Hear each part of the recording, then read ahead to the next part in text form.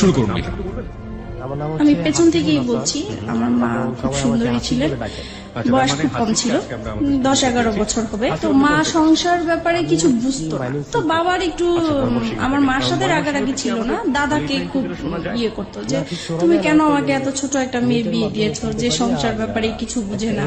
তো এরকম করে বাবার বিয়ের কিছুদিন পরেই চলে গেছে। পরে যাই হোক, একটা সময় আমি পেটে আসি আমার মা। তো তখন থেকে আমার বাবা আবার বাড়িতে কম আসতো, ঢাকায় বেশি থাকতো। কি করতেন ঢাকাতে? ঢাকায় তখন সে ওই যে হোটেলে চাকরি করতেন। তারপরে আমি হওয়ার পরে আমার বাবাকে খবর দিয়েছেন দেখার জন্য। তো আসছে উনি, আসার পরে আবার চলে গেছেন। তো বাবা বাড়িতে আসা যাওয়ার খুব ছিল। তো এটা হয়তো বা আমার মার পছন্দের ছিল না। পরে এক সময় উনি আরেকটা সম্পর্কে জড়িয়ে যান। আপনার বাবা? আমার মা। আপনার মা আরেকটা সম্পর্কে জড়িয়ে যান। আমি তখন 15 কিংবা 20 দিনের মতো আমার বয়স। ওই সময়টাতে আরেকটা সম্পর্কে জড়িয়ে যান? ওকে।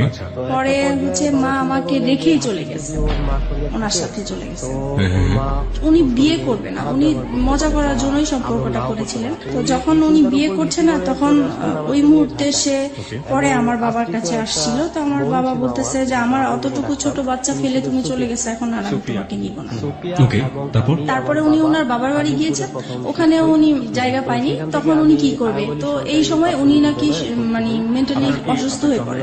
তো পরে ওনাকে ওনার বাবা মা এখন আশ্রয় দিতেই হবে, যেহেতু অসুস্থ হয়ে গেছে, কেউ নাই। তো মা এরকম চিকিৎসা অবস্থায় থাকেন। আর আমাকে আমার বাবার বোন ছিল যে ওনার কাছে আমাকে রাখতে দিয়েছেন। আপনার মা যখন মা হলেন সেই সময়টাতে তার বয়সটা কত? 9 থেকে 10 বছর পরে 15 থেকে 16 বছর, একদমই কিশোরী বয়স। তারপরে আমি আমার কুকুর কাছেই বড় হয়েছি প্রায় 3 বছর পর্যন্ত। তারপরে আমার কুকুর প্রেগনেন্ট হয়ে যায় অবস্থা। তখন বাবা সেই মুহূর্তে কি করবে, পরে বাবা আমাকে ঢাকায় নিয়ে যাওয়ার পরে ছোট্ট একটা বাচ্চা, উনি কাজও করতেছেন আর ওখানেই আমাকে রাখার ব্যবস্থা করছেন। তো হচ্ছে না আসলে বিষয়টা। পরে বাবা যেখানে থাকতো সেখানে আরেকটা বিয়েকে পছন্দ হয়, মানে দ্বিতীয়বার ওনাকে বিয়ে করেন। তো এইভাবে বিয়ে দেওয়ার পরে ফার্স্ট ওয়াইফের সাথে কি ডিভোর্স হলো আপনার বাবার? হ্যাঁ, ওটা তো ডিভোর্স, প্রথম স্ত্রীর সাথে ডিভোর্স হয়ে গেল। ওকে।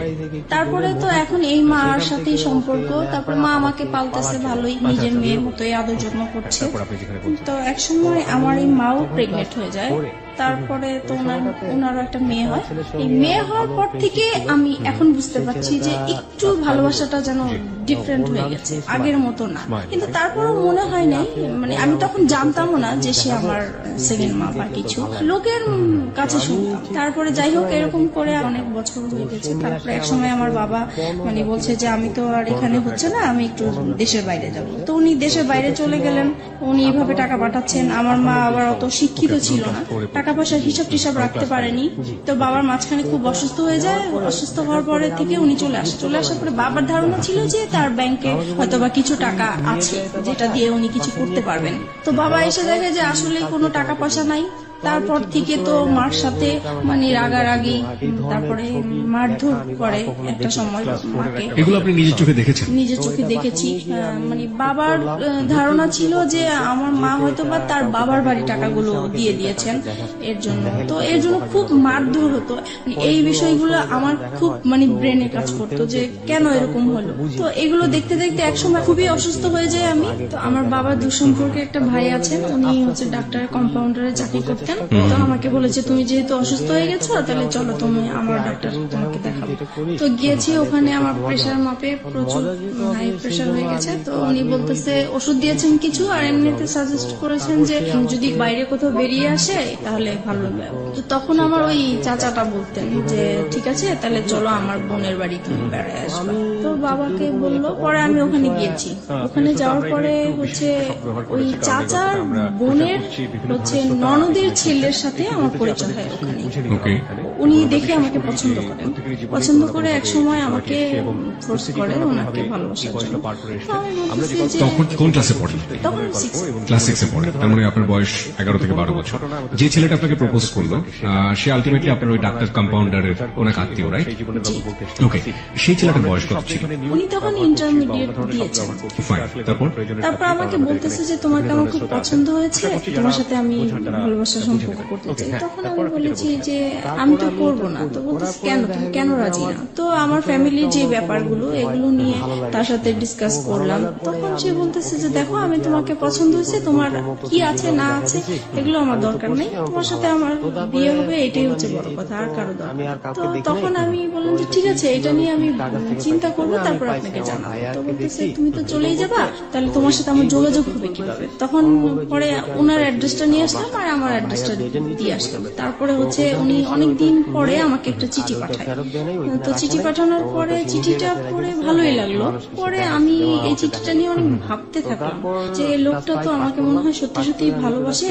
আর যেহেতু আমার এই বাসায় থাকতে ইচ্ছা করে না, বাবা মার ঝগড়াঝাটি, এখন যদি আমি কোথাও চলে যাই এই সংসার থেকে, তাহলে হয়তো আমার এই অশান্তিটা হবে না, আমি ভালো থাকবো। ওই কথা চিন্তা করে পরে আমি রাজি হয়ে গেলাম। পরে আমি একটা চিঠি পাঠালাম যে হ্যাঁ আমি রাজি আছি। তো এরকম করে আমাদের প্রায় প্রতি সপ্তাহে 2টার মতো চিঠি আসতো, দেওয়া নেওয়া হতো। প্রায় 3-4 মাস পরে হঠাৎ আমি আবার পড়াশোনার পাশাপাশি হাতের কাজ শিখতে খুব পছন্দ করতাম। তো আমি বিভিন্ন জায়গায় হাতের কাজ শেখার জন্য যেতাম। তো একদিন আমার এলাকা দিয়ে আমি যাচ্ছি, হঠাৎ তাকে দেখে ফেলি, সেও আমাকে দেখে ডাকছে। তো আমি অবাক হয়ে গেছি। কিছুক্ষণ আমি একদম চুপ ছিলাম যে যেই লোকটাকে আমি সেই চাঁদপুরে দেখে আসছি, সেই লোকটা হঠাৎ করে ঢাকায়, তাও আমার এলাকার মধ্যে কিভাবে আসলো? পরে উনি আমাকে দেখেই বলতেছে যে আমি না তোমার কাছে আসছি। তখন আমি অবাক হয়ে গেলাম যে এত দূর থেকে সে আমার কাছে আসছে। আমি চিঠি পাঠাতাম ঠিক আছে, কিন্তু উনি আসবে সেটা বলেও নাই আমাকে। তো যাই হোক, তখন ওই যে গুলশান পার্কটা ছিল, তো আমাকে সেখানে নিয়ে গেছে। যাই হোক গেলাম, যাওয়ার পরে কথা বললাম। এখন বলতেছে যে আমি তোমাকে তো আমার খুব দেখতে ইচ্ছা করে মাঝে মাঝে, এখন কি করব? তো আমি বলতেছি দেখেন, আমার তো আসলে এরকম বাইরে বের হওয়ার অভ্যাস নেই, আর তাছাড়া আমার খুব ভয় লাগে যে কোথায় কেউ দেখে ফেলে কিনা, পরে বাবার কাছে বিচার যাবে, এটা আমার খুব খারাপ লাগে। তো বলতেছে যে না, দেখবে না, তুমি ওইভাবেই আসবে। তো এরকম করে প্রায় 2-3 মাস পর পর আমাদের দেখা হতো। 2-3 মাস পর পর ঢাকাতে আসতো বাড়ি থেকে আপনার সাথে দেখা করার জন্য? উদ্দেশ্যটা ছিল আমার সাথে দেখা করার, কিন্তু ওর রিলেটিভ থাকতো না, ওখানে আসতো। তো তারপর একটা সময় ওর রেজাল্ট ভালো হয়। আপনি ঢাকায় কোথায় থাকতেন সেই সময়? আমি ঢাকায় হচ্ছে মহাখালী থাকতেন। হ্যাঁ, যেটা বলছিলেন যে ওর রেজাল্ট ভালো হয়নি, মানে ইন্টারের রেজাল্ট ভালো হলো নাকি অন্য কোনো পরীক্ষা? না, ইন্টার। ও এইচএসসি তে ভালো করলো না, কি ছিল রেজাল্ট? মানে ফেল করেছে। ওকে, ভালো না হওয়া বলতে মানে ফেল করেছে, ভয়াবহ খারাপ। ওকে, তো ফেল করেছে। পরে হচ্ছে তার বাবা খুব চাপ দিল। তো বলতেছে যে তুমি বাড়িতে সারাক্ষণ থেকেও যদি পড়াশোনা ভালো না করো, ওদের দোকান ছিল, তো বলতেছে দোকানেও বসবে, দেন পরীক্ষাটাও দিবে। তো এখন তো ঢাকায় পার্মানেন্টলি চলে আসলো, তো আমাদের প্রায় এরকম দেখা হতো। পরে এই বিষয়টা নিয়ে আমি আমার বাবা মাকে জানাই। বাবা মাকে তো জানানো উচিত, মাকে জানাচ্ছি প্রথমে। পরে মা বলতেছে যে করো, যেটা তোমার ভালো মনে হয় সেটাই করো।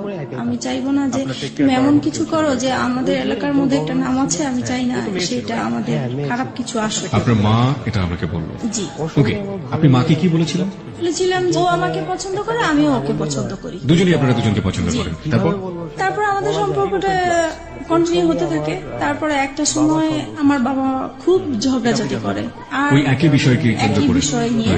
সেই দিন একদম খুবই খারাপ পর্যায়ে। তখন স্বাভাবিকভাবেই সন্তানরা মার সাপোর্টই নিয়ে থাকে, তো আমিও মার সাপোর্টে কথা বলতাম। তো এই কথা বলাতে বাবা মানে আমার উপর খুব বিরক্ত হতো। পরে একটা সময় বলে উঠলো যে তুমি কার জন্য কথা বলছো, তুমি জানো এটা যে তোমার মানে। আমি এতদিন মানুষের কাছে শুনে আসছি, বাবা মার মুখ থেকে কখনোই শুনিনি।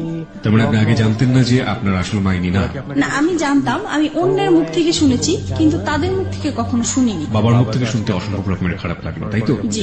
ওকে, তখন থেকে আমার মানে কথাটা মানে খুব কানে লাগছে যে আসলেই কি এরকম? আমি তো এতদিন মানুষের কাছে শুনেছি, তাহলে তো সত্যি এরকম, তাহলে তো আমার সেই মার সাথে দেখা করা উচিত। তারপরে হচ্ছে আমি সবসময় ভাবতে থাকি যে কিভাবে দেখা করবো। তো এক সময় আমাদের একটা নেবার ছিল, উনি এক সময় আমাদের গ্রামের বাড়ির ছিলেন। তো আমারও খুব উৎসাহ হলো যে তাহলে তো ওনার মাধ্যমে দেখা সম্ভব।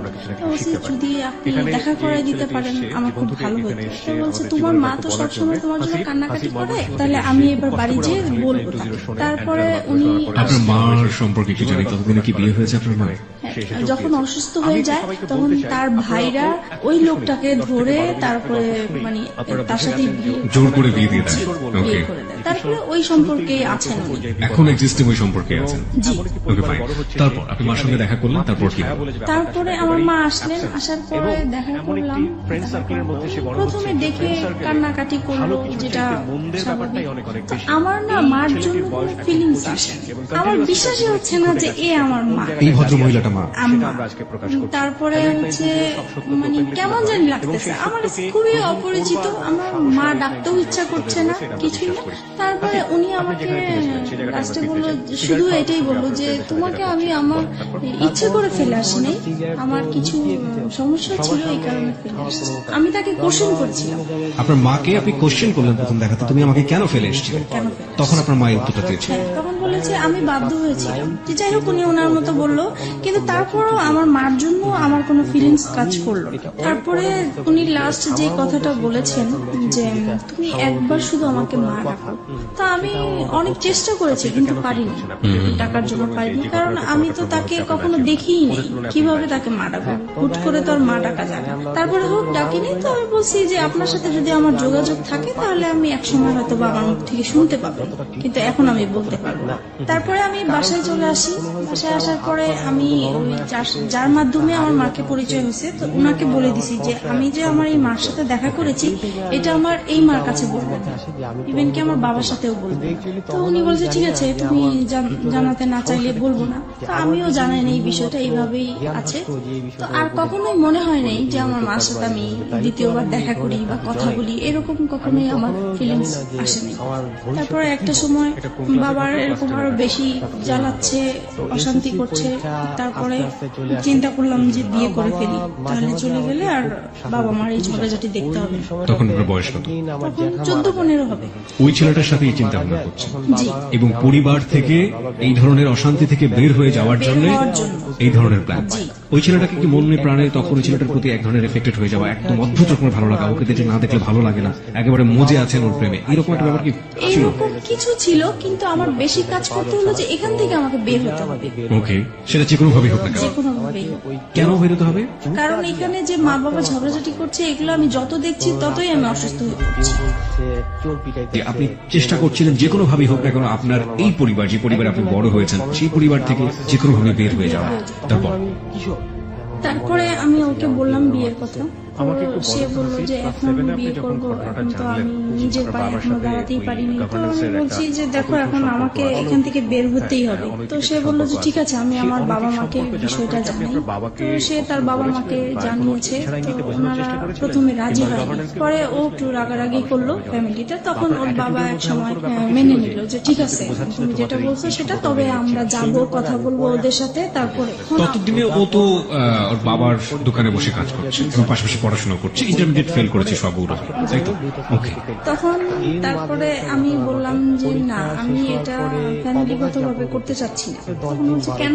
আমি বলছি এখানে অনেকগুলো প্রবলেম আছে, আমি তো তোমাকে আগেই বলেছি যে আমার বাবার টাকা পয়সা নাই, সে অনুষ্ঠান করে বিয়ে দিতে পারবে না। তারপরে বলতেছি দেখো বাবা মা এখন চাচ্ছে, কি করব? পরে আমি বলতেছি দেখো এখন যদি আমাকে তুমি ভালোবেসে থাকো, বিয়ে যদি করতে হয় একা করতে হবে, কারণ আমি আমার বাবার অবস্থা জানি, আমি নতুন করে অশান্তি দিতে পারবো না। তখন সে রাজি হয়ে গেল বিষয়টা। তো আমরা একদিন ঘুরতে গিয়েছিলাম, ওখান থেকে হঠাৎ করে সে আমাকে কাজে অফিসে নিয়ে যায়। আমিও জানতাম না যে আজকে আমার বিয়ে হবে। তারপরে হচ্ছে বিয়ে করে ফেলি। তখন আমার 18 বছর হয়নি, কিন্তু ওখানে 18 বছর দেওয়া হয়েছে। 3 লাখ টাকা কাবিন নামা হয়। বিয়ে করার পরে এখন ওর বাবা মার কাছে জানিয়েছে। ওর বাবা মা বলছে আমরা যেখানে রাজি হয়েছিলাম তুমি সেখানে একা কেন করতে গেলে? রাইট। তারপরে বলতেছে তাহলে তুমি আমার বাড়িতে আসবে না। তো এখন ও কোথায় যাবে? পরে কি করব? আমি আমাদের বাসায় নিয়ে আসি। পরে মাকে বলেছি, বাবাকে বলেছি, কারণ তাদের আমার মনে হচ্ছে তারা খুশি হয়েছে, যেহেতু তাদের কোনো টাকা পয়সা খরচ হচ্ছে না। তারপরে যাই হোক, আমরা ওখানেই ছিলাম প্রায় 2-3 মাস। পরে আমার হাজবেন্ডের খালা আছে, বড় খালা, ওরা সবাই ওই খালার কথা শুনেই চলে। তো ওনাকে জানিয়েছে বিষয়টা। তো উনি ওর বাবাকে যেভাবেই হোক ম্যানেজ করেছে। 2-3 মাস পরে আমাকে মেনে নেওয়া হয়। পরে আমি ওর সাথে চাঁদপুরে চলে যাই। আমার শ্বশুর মানে মেনে নিতে হবে দেখেই মেনে নেওয়া, কিন্তু মন থেকে যে মেনে নেওয়া সেটা আসলে হয়নি। ওনাকে সালাম করলে কখনোই সালামের উত্তর নিত না। তাছাড়া আমার সাথে কথা বলতো না। তারপরে আমি যদি ভাত বাড়তে যেতাম টেবিলে, উনি কখনোই খেতে আসতো না। আর সারাক্ষণ ওনার ছেলেকে বকা, এমনকি আমার সামনে মারতেও গিয়েছে যে কেন তুমি এরকম মেয়ে বিয়ে করলে। বড় ছেলে নিয়ে সবারই একটা আশা ছিল। তারপর হয়েছে যেটা এখন শাশুড়ি কেমন ব্যবহার করতো, বাকি মেম্বার যারা ছিল তারা কেমন ব্যবহার করতো? মোটামুটি ভালোই ছিল, কিন্তু শাশুড়ি ননদ এরা সবসময় আমাকে ভুল ধরার চেষ্টা করতো। আচ্ছা, তাদের মন পাওয়ার জন্য আমি সবকিছু কাজ করেছি, তারপরেও সবসময় ভুল ধরতেই থাকতো। এক সময় হয়েছে কি, বড় ধরনের একটা ঝগড়া হয়েছে। সেটা হচ্ছে আমার শ্বশুর শাশুড়িরা ওনারা চিটাগাং গিয়েছে বেড়ানোর জন্য। যেহেতু ঢাকায় বড় হয়েছি, পুকুর দেখে আমার খুব ইচ্ছা হয়েছে যে আমি একটু পুকুরে গোসল করবো। ওকে, ওনাদের বাড়ির কেউ আবার পুকুরে গোসল করে, ওনারা খুব পর্দাশীল মানুষ। ছেলের বউ কেন পুকুরে গোসল করবে, কিন্তু পুকুরটা চারপাশে ঢাকা ছিল। ওকে, তারপরেও মানে পুকুরটা পর্দাসীন পুকুর। জি, তারপরে ওখানে আমি গোসল করেছি। আমার দেবরটা হচ্ছে কি, মানে আমার সাথে এরকম আচরণ করতে মনে হয় যে আমার ভাসুর, সে আমাকে পরিচালনা করবে। তো এটা আমার পছন্দ হতো না। তো সে এসে আমাকে বলতেছে, কি ব্যাপার, আপনি কেন পুকুরে গোসল করলেন, এই সেই, আপনি জানেন না পুকুরে গোসল করে আমাদের পছন্দ না। তো বলছে আমার একটু ভালো লাগছে, আর বাড়িতে তো কেউ ছিল না। এই নিয়ে সে আমার বাবা মা তুলে গালাগালি শুরু করছে। আপনার হাজবেন্ড কি করছিল তখন? ও তো ঢাকায় থাকতো, আমি বাড়িতে থাকতাম। আচ্ছা, তারপরে হচ্ছে গালাগালি করতেছে আমার বাবা মাকে। তখন আমার খুব খারাপ লাগলো যে আমি অন্যায় করছি, আমার বাবা মাকে কেন গালিগালাজ করবো। তখন আমিও তার বাবা মাকে গালাগালি করি। পরে হচ্ছে সে ইমিডিয়েটলি সে আমার শ্বশুর শাশুড়িকে ফোন দিয়েছে। তারা মানে তখনই একদম চিটাগাং থেকে চলে আসছে, আমার বিচার হবে। আমার হাজবেন্ডকেও খবর দিয়ে আনা হয়েছে।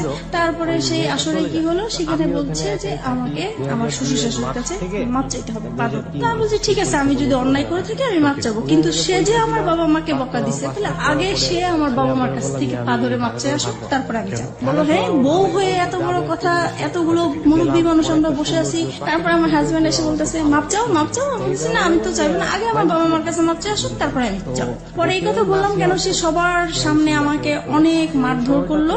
এই সে প্রথম আমার গায়ে হাত তোলে। আমি বিয়ের কতদিন পরে? প্রায় 3-4 মাস পরে। ওকে, পরে সেদিন রাতে আমার প্রচুর রাগ উঠলো। তারপরে আমি করলাম হচ্ছে যে তাকে বললাম রাগের মাথায় যে কালকের মধ্যে যদি আমাকে ঢাকায় নিয়ে না যাও, তাহলে আমার এখানে লাশ দেখবো আমার।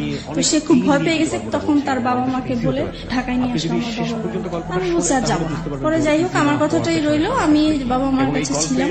এক সময় পরে বাবা আবারও সেই তো ঝগড়াঝাটি আছেই বাবার সংসারে। তখন একদিন আমি খুব রাগ দিলাম বাবার সাথে। তখন বাবা আমাকে বলেছে যে তুমি এখন অন্যের হয়ে গেছে, এখন আর আমাদের কেউ না, তুমি আমাদের সংসারে কিছু বলতে আসবে না। এই সে আরো কিছু বকা দিল আমাকে। পরে বলতেছে, বাবা বলতেছে তুমি কালকের মধ্যে আমার ঘর থেকে বের হয়ে যাবে, আমি কালকে যেন তোমাকে আর দেখতে না চাই। পরে মা বলতেছে যে তোর বাবা তো অনেক রেগে গেছে, তাই কাজ কর, আমি তোকে একটা আলাদা বাসা নিয়ে দেই, ও আসলে পরে ওকে বলবো আমি সবকিছু। তখন আমি আমার মার কাছাকাছি একটা বাসা নিলাম। পরে ও বাড়ি থেকে আসছে হঠাৎ করে, তো মার বাসায় আসছে। এখন দেখতেছে আমি নাই। তো মাকে জিজ্ঞেস করলো কি ব্যাপার, ও কোথায়? তো বলতেছে ও তো আলাদা বাসা নিয়েছে। তখন তো সে খেপে গেল, কেন সে বাসা নিবে? সে তো আমাকে বলেছিল যে তার বাবার বাড়ি অন্তত 2 থেকে 3 বছর থাকবে, তারপরে সে আলাদা কিছু করবে। এখন এসে করলো, আমার তো কিভাবে কি করবো। তারপর থেকে মানে আমাদের এতদিন পর্যন্ত মানে ভালোই ছিল, আমাদের সংসার জীবন বলেন, ভালোবাসার সম্পর্ক বলেন, সবকিছুই ভালো ছিল। যে আলাদা বাসা নিলাম, এখন ওর ইনকাম করতে হবে। বাবা মা চাপ দিচ্ছে যে নিজে এক তো নিজে বিয়ে করেছো, তারপরে বউকে আবার বাবার বাড়ি রেখে আসছো, তো এটা তো ঠিক হয়নি। তোমার শ্বশুর বাড়ি থেকে কিছু না পাই, অন্তত বউ সেবাটা তো আমাদের পাওয়া উচিত, তুমি কেন আমাদের বউ সেবা থেকে বঞ্চিত রাখছো? এই তো তার মাথায় একটা প্রেশার আছে। তারপরে এভাবে আমাদের প্রায় 2টা বছর কেটে যায়। বাসার খরচটা কিভাবে আসতো? পরে ও ওর বাবার দোকান থেকে নিয়ে আসতো টাকা পয়সা, প্রতি মাসে মাসে টাকা পয়সা গুলো নিয়ে আসতো। জি ওকে, এবং এটার জন্য পারিবারিক ভাবে ওকে বিভিন্ন রকমের হ্যাসেল পোহাতে জি হতো। জি। তারপরে আমার বেবি পেটে আসে। তো একটা সময় বুঝতে পারলাম যে আমার বেবি হওয়ার পর থেকে আমার হাজবেন্ডের অ্যাটিটিউড একটু আলাদা হয়ে যাচ্ছে, কিরকম যেন হয়ে যাচ্ছে, খিটখিটে মেজাজ হয়ে যাচ্ছে। তার সব কাজ নিখুঁত হতে হবে এরকম। কিরকম রান্না করলাম, রান্না ভালো হলো না, এটাতে লবণ বেশি হলো, হলুদ বেশি হলো, ভাত কেন নরম হলো, এইরকম মানে সামান্য বিষয় নিয়ে মানে ঝগড়াঝাটি হতো আমাদের। মেয়েকে কেন টাইম মতো খাওয়ালাম না। তারপরে একটা সময় যখন এগুলো নিয়ে বাড়তে থাকলো, তখন তার আবেগের কথাগুলো আসলো, হ্যাঁ তোমাকে বিয়ে করে আমি কিছুই পাই নাই, আমি অনেক কিছু পেতাম, তোমার যাতে আরো সুন্দর মেয়ে বিয়ে করতে পারতাম, আরো ভালো ফ্যামিলির মেয়ে বিয়ে করতে পারতাম। মানে এইভাবে সে আজে বাজে কথা বলতেই বলতেই থাকে, বলতেছে আজ পর্যন্ত তো আমার বাবা মাকে তোমরা কোনোদিন ইনভাইট করতে পারো নাই। তখন আমি বললাম যে এগুলো তো আমি আগে থেকেই তোমাকে বলে ক্লিয়ার করছি। বলেছে তখন তো আমি অন্ধ ছিলাম, আমি এসব বুঝতে পারি নাই, আমার মনে হচ্ছে তুমি আমাকে ব্ল্যাক ম্যাজিক করেছো হয়তো। ওই সময়টাতে জি, ওকে, এরকম কিছু করে আমাকে ফাঁদে ফেলানোর চেষ্টা করেছে, যেহেতু দেখেছো তোমাকে কেউ নিবে না। এভাবেই কাটতে থাকলো সময়। আর সে তখন তো কোনো কাজ করতো না, সারাক্ষণ বাসায় থাকতো। এই জিনিসটা আমার কাছে খুব খারাপ লাগতো যে মানুষের হাজবেন্ডরা কাজ করে, এক সময় বাইরে আসে, বাইরে থেকে বাসায় আসে, আলাদা একটা ফিলিংস কাজ করে। তখন অবশ্য আমি আমার যখন বেবি হবে তখন থেকেই তো আমি বাবা মার কাছেই আছি। পরে এক সময় এটা নিয়ে বাবা মা আমার উপরে রাগ করে যে তুমি এতদিন আমাদের ঝগড়া দেখে তোমরা এরকম করছো, এখন তোমরাও ঝগড়া করতেছো। তখন কি করবো আর। পরে একদিন বাবা প্রচুর ঝগড়া করে মার সাথে। তখন আমি বলতেছি কি যে তুমি এরকম ঝগড়া করো না, তোমার জামাই পাশের রুমে থাকে, খারাপ বলে ঝগড়া করো না, যদি ঝগড়া করতে হয় তাহলে এই বাড়িতে আর আসবে না, তুমি অন্য কোথাও চলে যাও। তো বাবার মাইন্ডে খুব লাগছে যে মেয়ে হয়ে আমাকে এই কথাটা বললো। পরে বাবা আমাদেরকে ছেড়ে চলে গেছে, তো ও আলাদা বাসা নিবে এখন। পরে এমন আলাদা বাসা নিবা তো তুমি কি করবা, তুমি কোথেকে কি চালাবা। তখন বলতেছে যে আমি একটা দোকানপাট নিবো, এখন বাবার থেকে আলাদা হয়ে আসছি, দোকানপাট নিবো। তো ঠিক আছে চলো। পরে এই আমরা আমার মেয়ে হওয়ার পরে আলাদা বাসা, সংসারে অশান্তির উপর অশান্তি। তারপরে আমার শ্বশুর শাশুড়ি বলে যে তুমি এখনো সময় আছে, ওকে ছেড়ে দাও, এখনো তোমাকে আমরা ভালো জায়গায় বিয়ে দিতে পারবো, এই সেই এগুলো আছে। আর তাছাড়া ও সবসময় কি অন্য মেয়েদের প্রতি একটা আকৃষ্ট থাকতো, যে কোনো সুন্দর মেয়ে থাকলে বলতো, আমার সামনেই বলতো যে ওর সাথে যদি আমার একদিন করতে পারতাম আমার সার্থক হতো।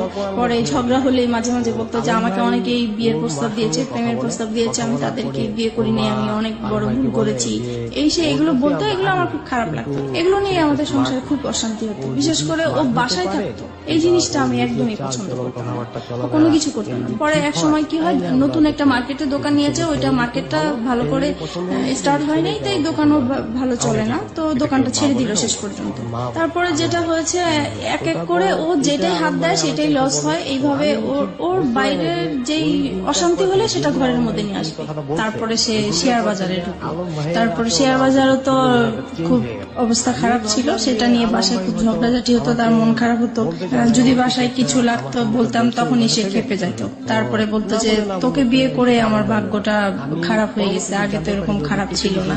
একটা জিনিস যেটা আমি বুঝতে পারছি মিতা, সেটা হচ্ছে যে ভেরি ক্রিটিক্যাল মোমেন্ট যাচ্ছে আপনাদের সংসারে, অভাব-অনটন রয়েছে, মনোমালিন্য আসছে, কিছুদিন পরপরই ঝগড়াঝাটি হচ্ছে, এবং বয়স দুজনের কমই আছে, গাইডেন্স করার মতো কেউ নেই ওখানে, এবং একের পর এক ভুলের জন্ম হচ্ছে, তাই তো? ওকে, তারপরে যেটা হচ্ছে, আর আরেকটা জিনিস, ওর আর আমার ঝগড়াঝাটি হলে মারামারি হয়, ঠিক আছে, ও আমাকে বকে, আমি ওকে বকি, কিন্তু আমার কথা হলো যে আমরা ঝগড়াঝাটি করবো সেটা আমাদের ভিতরেই থাকবে। ও কি করে, সাথে সাথে ওর বাবা মাকে ফোন দিয়ে দিবে যে এরকম এরকম হচ্ছে, ওর সাথে আর আমার হচ্ছে না, তোমরা কি করবা, এসে করো, এই আর কি। এটা নিয়ে অশান্তি থাকে। তারপরে আমি যদি কম্প্রোমাইজের জায়গাতে আছি, লাইক একটা যেটা হচ্ছে যে এক হাতে তো কখনো তালি বাজে না। আপনি একটু আগে বললেন যে আপনিও ঝগড়া করতেন, ও করতো, দুজনে মিলে ঝগড়া করতো, কিন্তু কথা হচ্ছে যে যদি কম্প্রোমাইজের জায়গাতে আসি, যে সফট হওয়া, আগে থেকে একটু কম্প্রোমাইজ করে নেয়া, পরিস্থিতিটাকে শান্ত করা, সেই কাজটা সবচেয়ে বেশি কে করতো? কেউ করতাম না, মানে আপনি হয়ে যেত। আমি কথা না বলার চেষ্টাই করতাম, কিন্তু ও এসে আমার রাগ ভাঙাতো। তার মানে ওই আপনাকে রাগ ভাঙানোর চেষ্টা করতো। এটা নিঃসন্দেহে তার একটা ভালো গুণ, কারণ রাগ করাটা খুব সহজ, কিন্তু রাগ ভাঙানো কিন্তু খুবই খুবই কঠিন একটা ব্যাপার, এবং সেটা নিজেকে স্যাক্রিফাইস করে চেষ্টাটা যারা করে, আমার মনে হয় যে এটা একটা স্পেশাল গুণ তাদের। ওকে, তারপরে আমি কথায় কথায় ওকে বলতাম যে তুমি আমাকে ডিভোর্স দাও। ও ডিভোর্স দিতে চাইতো না, তো সেই জন্য বাবা মাকে বলছে, তখন বলছে যে ঠিক আছে তুমি আরেকটা বেবি নাও, তাহলে দুইটা বেবি হয়ে গেলে ও ব্যস্ত থাকবে, তখন আর কোথাও যাওয়ার কথাও বলবে না। তো সেই হিসাবে আমাদের আরেকটা বেবি হয়, আমার ইচ্ছা ছিল না বেবিটা নেওয়ার, ওর ইচ্ছাতেই বেবিটা নেওয়া হলো। ওর মামার বাসা পাশে ছিল, ওর মামার বাসাতে আমরা আমার হসপিটাল থেকে এসে সরাসরি মামার বাসায় উঠলাম। তো আমার বোন তখন এসএসসি পরীক্ষা দিচ্ছে, মাঝখানে ওর কিছু গ্যাপ ছিল, তো সেই গ্যাপের মাঝে আমার কাছে আসছে। আবার অনেক গেস্টও আসছে, জায়গা ছিল না। তো আমার হাজবেন্ড বলতেছে কি যে এখানে তো জায়গা নেই, ওকে নিয়ে আমি আমাদের বাসায় চলে যাবো। কথা ছিল খাওয়া দাওয়া করে সবাইকে নিয়ে যাবে, কিন্তু সে আমার বোনকে খাইয়ে টাইয়ে নিয়ে আগেই চলে গেছে। তারপর যাই হোক এরকম গিয়েছে, হঠাৎ করে সে আর কি মানে আমার বোনের সাথে সে একটা অনৈতিক কাজ করতে গিয়েছিল। সেটা আমি বুঝতে পারি নাই, আমি 3 মাস পর জানতে পেরেছি। আপনি 3 মাস পরে এটা জানতে পারেন? কিভাবে জানতে পারেন? আমি মানে ও আসতো না তো, গ্যাপ ছিল, তখন আমি জিজ্ঞেস করছি কি ব্যাপার, ও আমার বাসায় আসে না কেন? আমি তো এরকম কিছু করি না যে ও আসা বন্ধ করে দিবে। তখন মা বলতেছে যে ও আর যাবে না তোমাদের বাসায়। তখন আমি বললাম যে কেন যাবে না? তখন সে কথাই বললো আর কি। তার মানে আপনার বোন গিয়ে আপনার মাকে বলেছিল এবং পরবর্তীতে আপনার মা আপনি জিজ্ঞেস করার প্রেক্ষাপটে আপনাকে এটা বলেছিল। এই যে ঘটনাটা যখন আপনার হাজবেন্ড এরকম কাজ করলো, তখন আপনাদের সাথে মানসিক যে সম্পর্ক হাজবেন্ড ওয়াইফের মধ্যে, সেই সম্পর্ক কি অবস্থায় ছিল? তখন তো খারাপ ছিল, খুব খারাপ অবস্থায় ছিল। ওকে, তারপরে এটা জানার পরে আমি ওকে প্রশ্ন করলাম যে তুমি এরকম কিছু করেছো কিনা? তো সে বলতেছে যে না, আমি এরকম কিছুই করি নাই। তারপর সে উল্টা আমাদেরকে বলতেছে যে তোমার মা তোমার বোনের নামে আমি মানহানি মামলা করব, কেন তোমরা আমার নামে এরকম কিছু করেছো? তখন আমি মানে অবাক হয়ে গেলাম যে সে অন্যায়টা করলো, তারপরও স্বীকার করতেছে না। আর আমার মা বোন কখনোই মিথ্যা বলবে না, আর নিজের মান সম্মান নিয়ে তো কখনোই মিথ্যা বলার প্রশ্নই আসে না। তারপর এক সময় আমি আত্মহত্যা করার চেষ্টা করলাম, মানে বাসা থেকে বের হয়ে যাচ্ছি, রাগ হয়ে যে তার সাথে আমি আর থাকবো না, সে এরকম একটা কাজ করতে পারলো। তারপরে আমি যখন বাসা থেকে বের হয়ে যাচ্ছিলাম, তখন সে আমার হাতে পায়ে ধরে মাপ চাইলো, বলতেছে সরি আমার ভুল হয়ে গেছে, আমি আর এরকম কিছু করব না, কিন্তু তুমি কাউকে বলো না, আমার আত্মীয় স্বজন কাউকেই বলবা না তুমি। তারপরে যাই হোক আমি আবারও সংসার এইভাবেই করতে থাকলাম। তো কিন্তু আমি যতই মানে চেষ্টা করতেছি সংসার করার জন্য, যতই অশান্তি হোক না কেন, কিন্তু সে একের পর এক ঝগড়াঝাটি অশান্তি আছে। আমার পরে লাস্টের দিক দিয়ে আর ভাল লাগলো না, প্রচুর মারামারি হতো আমাদের। আপনিও মারতেন? আমিও মারতাম, দুজনেই মারামারি করতেন? জি। ওকে। তারপরে এরকম অশান্তি ভাল লাগতো না, মন সবসময় খারাপ থাকতো। তাছাড়া মানে আর আমার ও খুব বেশি যন্ত্রণা করতো, আমি নাকি বেশি ঘুমাই, আমি খুব অলস, ঘরে কাজ করতে চাই না, ঘুমালে উঠতে চাই না। তারপরে টিভি দেখি আমি খুব বেশি, আমার খুব বাজে অভ্যাস, আমার জন্য আমার সন্তানরাও নষ্ট হয়ে যাচ্ছে। এগুলো নিয়ে খুব। আপনারা যে মারামারি করতেন আপনাদের ছেলেমেয়েদের সামনে মারামারি করতেন? হ্যাঁ, সামনেই করতাম। ওরা খুব ভয় পেত, কান্নাকাটি করতো, কিন্তু কিছু করার ছিল না, হয়ে যেত। তারপরে আপনাকে ফিরে যাচ্ছি মিতার কাছে। মিতা, তারপর কি হলো? পরে এক সময় রোজার ঈদ সামনে আসলো, ঈদের শপিং করা নিয়ে আবার আমাদের খুব ঝগড়া হলো, মাঝখানে মারামারি এইরকমই। আর সে সব সময় ঈদের সময় সে বাড়িতে যায় ঈদ করে, আর আমি বাচ্চাদেরকে নিয়ে ঢাকায় ঈদ করি। আমি বাড়িতে যেতে চাই না, বাচ্চারাও বাড়িতে যেতে চায় না, তাই আমাদের আর যাওয়া হয় না। কিন্তু সে তার বাবা মার সাথে ঈদ করবে, সেজন্য প্রত্যেকটা ঈদই সে তার বাবা মার সাথেই করে। আমরা বেশি দামি দামি জিনিস চাই না, আগে কম দামি জিনিস করেছি, এখন কেন উপরের দিকে নজর আমার, এইভাবে ঝগড়াঝাটি হয়। তারপর সে বাড়িতে চলে যায়। অশান্তির জন্য আমি ভালো লাগতো না দেখে, তাই একটু হাতের কাজ করা শুরু করেছিলাম। তো হাতের কাজের বিজ্ঞপ্তি দিয়েছিলাম, বিজ্ঞপ্তির জন্য আমার মোবাইল নাম্বারটা শো করা হয়েছিল একটা কাগজে, লিফলেট। তারপরে ওগুলা শেখানোর জন্য নাম্বার দিয়েছিলাম। তো আমি ভাবছি ওখান থেকে হয়তো বা ফোন টোন এসছে। তো রিসিভ করেছি, একটা লোক আর কি এরকম দুষ্টামি করতেছে, কথা বলতেছে। তো আমি বলছি আপনি কিসের জন্য ফোন করেছেন? বলতেছে এমনি আমার ভালো লেগেছে তাই ফোন করেছি। তো আমি পরে ফোনটা রেখে দিছি, আমি আর কথা বলি নাই। তো উনি প্রায় এরকম 2-3 দিন ফোন দিত। তারপরে এক সময় বলতেছে যে আসলে আমি আপনার সাথে ফ্রেন্ডশিপ করতে চাই। সেই সময় কি আমার তো মন মেজাজ খারাপ ছিল, ভালো লাগতো না। তখন কেন জানি হঠাৎ করে মনে হয়েছে যে সে শুধু ফ্রেন্ডশিপ করতে চায়, কথাই বলতে চায়, তাই কথা বললে সমস্যা কি? সপ্তাহখানিক কথা বলেছি। পরে একদিন সে আমাকে বলতেছে কি যে আপনাকে আমি দেখতে চাই একটু। যাই হোক আমরা রাজি হয়েছি দেখা করার জন্য, দেখা করতে গিয়েছে আমার বাসায়। এক সপ্তাহের মধ্যে আপনি রাজি হয়ে গেলেন? তারপরে দেখা করলাম। পরে সে আমাকে মানে একটা কথা বললো যে আচ্ছা আমরা তো ফ্রেন্ডশিপ আছি, আমরা কি ফ্রেন্ডশিপের বাইরে অন্য কিছু করতে পারি? তো আমি বলছি কিরকম? বলতেছে যা হয় আর কি। তো আমি বুঝতে পারছি উনি খারাপ কিছু ইঙ্গিত দিয়েছে আমাকে। তো আমি বলছি না, এটা আমার পক্ষে সম্ভব না। তারপরে এই বলে আমি পরে ওখান থেকে তার সাথে আমার সম্পর্ক শেষ হয়ে গিয়েছে। Let me no one thing, আপনার সম্পর্কে উনি কতটুকু জানতেন? আপনার যে দুটো সন্তান আছে? আমি সবই বলেছি, আমাদের কথা এগুলোই হতো, আমার সংসারে কি হয়েছে না হয়েছে, আমার কিভাবে বিয়ে হয়েছে। আপনি সবকিছুই এক সপ্তাহের মধ্যে তাকে শেয়ার করে দিয়েছেন? জি, মানে আমার তো কখনোই ফ্রেন্ড ছিল না, তাই প্রথম তাকে পেয়েছি, ফ্রেন্ডশিপ যেহেতু করে ফেলেছি সেজন্য আমি আমার কথাগুলো বলেছি, মানে একটু হালকা হওয়ার জন্য বলতে চেয়েছিলাম। Okay fine. এবং এটা জানার পরে সে আপনাকে ফার্স্ট দেখা হতে সে আপনাকে ধরনের একটা অফার করলো? জি। তারপরে আমার কাছে খুব খারাপ লাগলো বিষয়টা যে আমি তাকে তো সবকিছু আমি তাকে বলেছি, সে কেন আমাকে এই ধরনের প্রস্তাব দিবে। পরে আমি আর তার সাথে কথা বলি নাই। পরে সে ফোন দিত আমাকে আমাকে প্রায় আমি রিসিভ করতাম না, পরে অনেক ডিস্টার্ব করতো দেখে পরে একদিন রিসিভ করে বলতেছে আপনি আমাকে আর ফোন দিবেন না, আপনার সাথে আমি আর কথা বলতে চাই। তো যাই হোক এখানে স্টপ হয়ে গেল। এটা তার খুব মাইন্ডে লাগলো যে আমি তাকে এইভাবে ইগনোর করলাম। তারপরে সে আমার নাম্বারটাই তার ফ্রেন্ডকে দিল, আমি এটা জানতাম না যে তার ফ্রেন্ড। প্রায় 1-2 মাস পরে আমাকে আবার একটা রং নাম্বার থেকে ফোন আসছে। তো এবার ভাবছি যে আর কোনো ফোন ধরবো না, কারণ রং নাম্বারে আসলে সবাই ভালো থাকে না। পরে ওই নাম্বারটা থেকে প্রায় ফোন টোন আসে, তারপর আমি এত ফোন আসে নিশ্চয়ই আমার কোনো কাস্টমার হতে পারে বা কিছু, ধরি। তো সেই একই রকম কথাবার্তা বলতেছে, ওনার পরিচয় দিল। তারপরে আমি কথা বলতে শুরু করলাম। পরে বললো যে আসলে আপনি কি চান, আমি ওনাকে জিজ্ঞেস করলাম। তো উনি বলতেছে আসলে আপনার সাথে আমি ফ্রেন্ডশিপ করতে চাই। আমি বলছি যে না, আমি কারোর সাথে ফ্রেন্ডশিপ করবো না, আপনি ভুল জায়গায় ফোন দিয়েছেন। প্রায় 3 মাস পরে উনি আবার ফোন দিয়েছেন। তো সেই সময় তো আর আমার নাম্বারটা মনে ছিল না, আমি বুঝতেও পারি না যে উনি ফোন দিয়েছেন। তারপরে উনি বলতেছে দেখেন আসলে আমি আপনার কাছে কিছুই চাই না, আমিও নিজে খুব মানসিক অবস্থা খুব খারাপ, তাই আমি চাই আপনার সাথে একটু ফ্রেন্ডশিপ করার জন্য। তো আমি আবারও আমার মনটা জানি কেমন হয়ে গেলাম। তো আমি ভাবলাম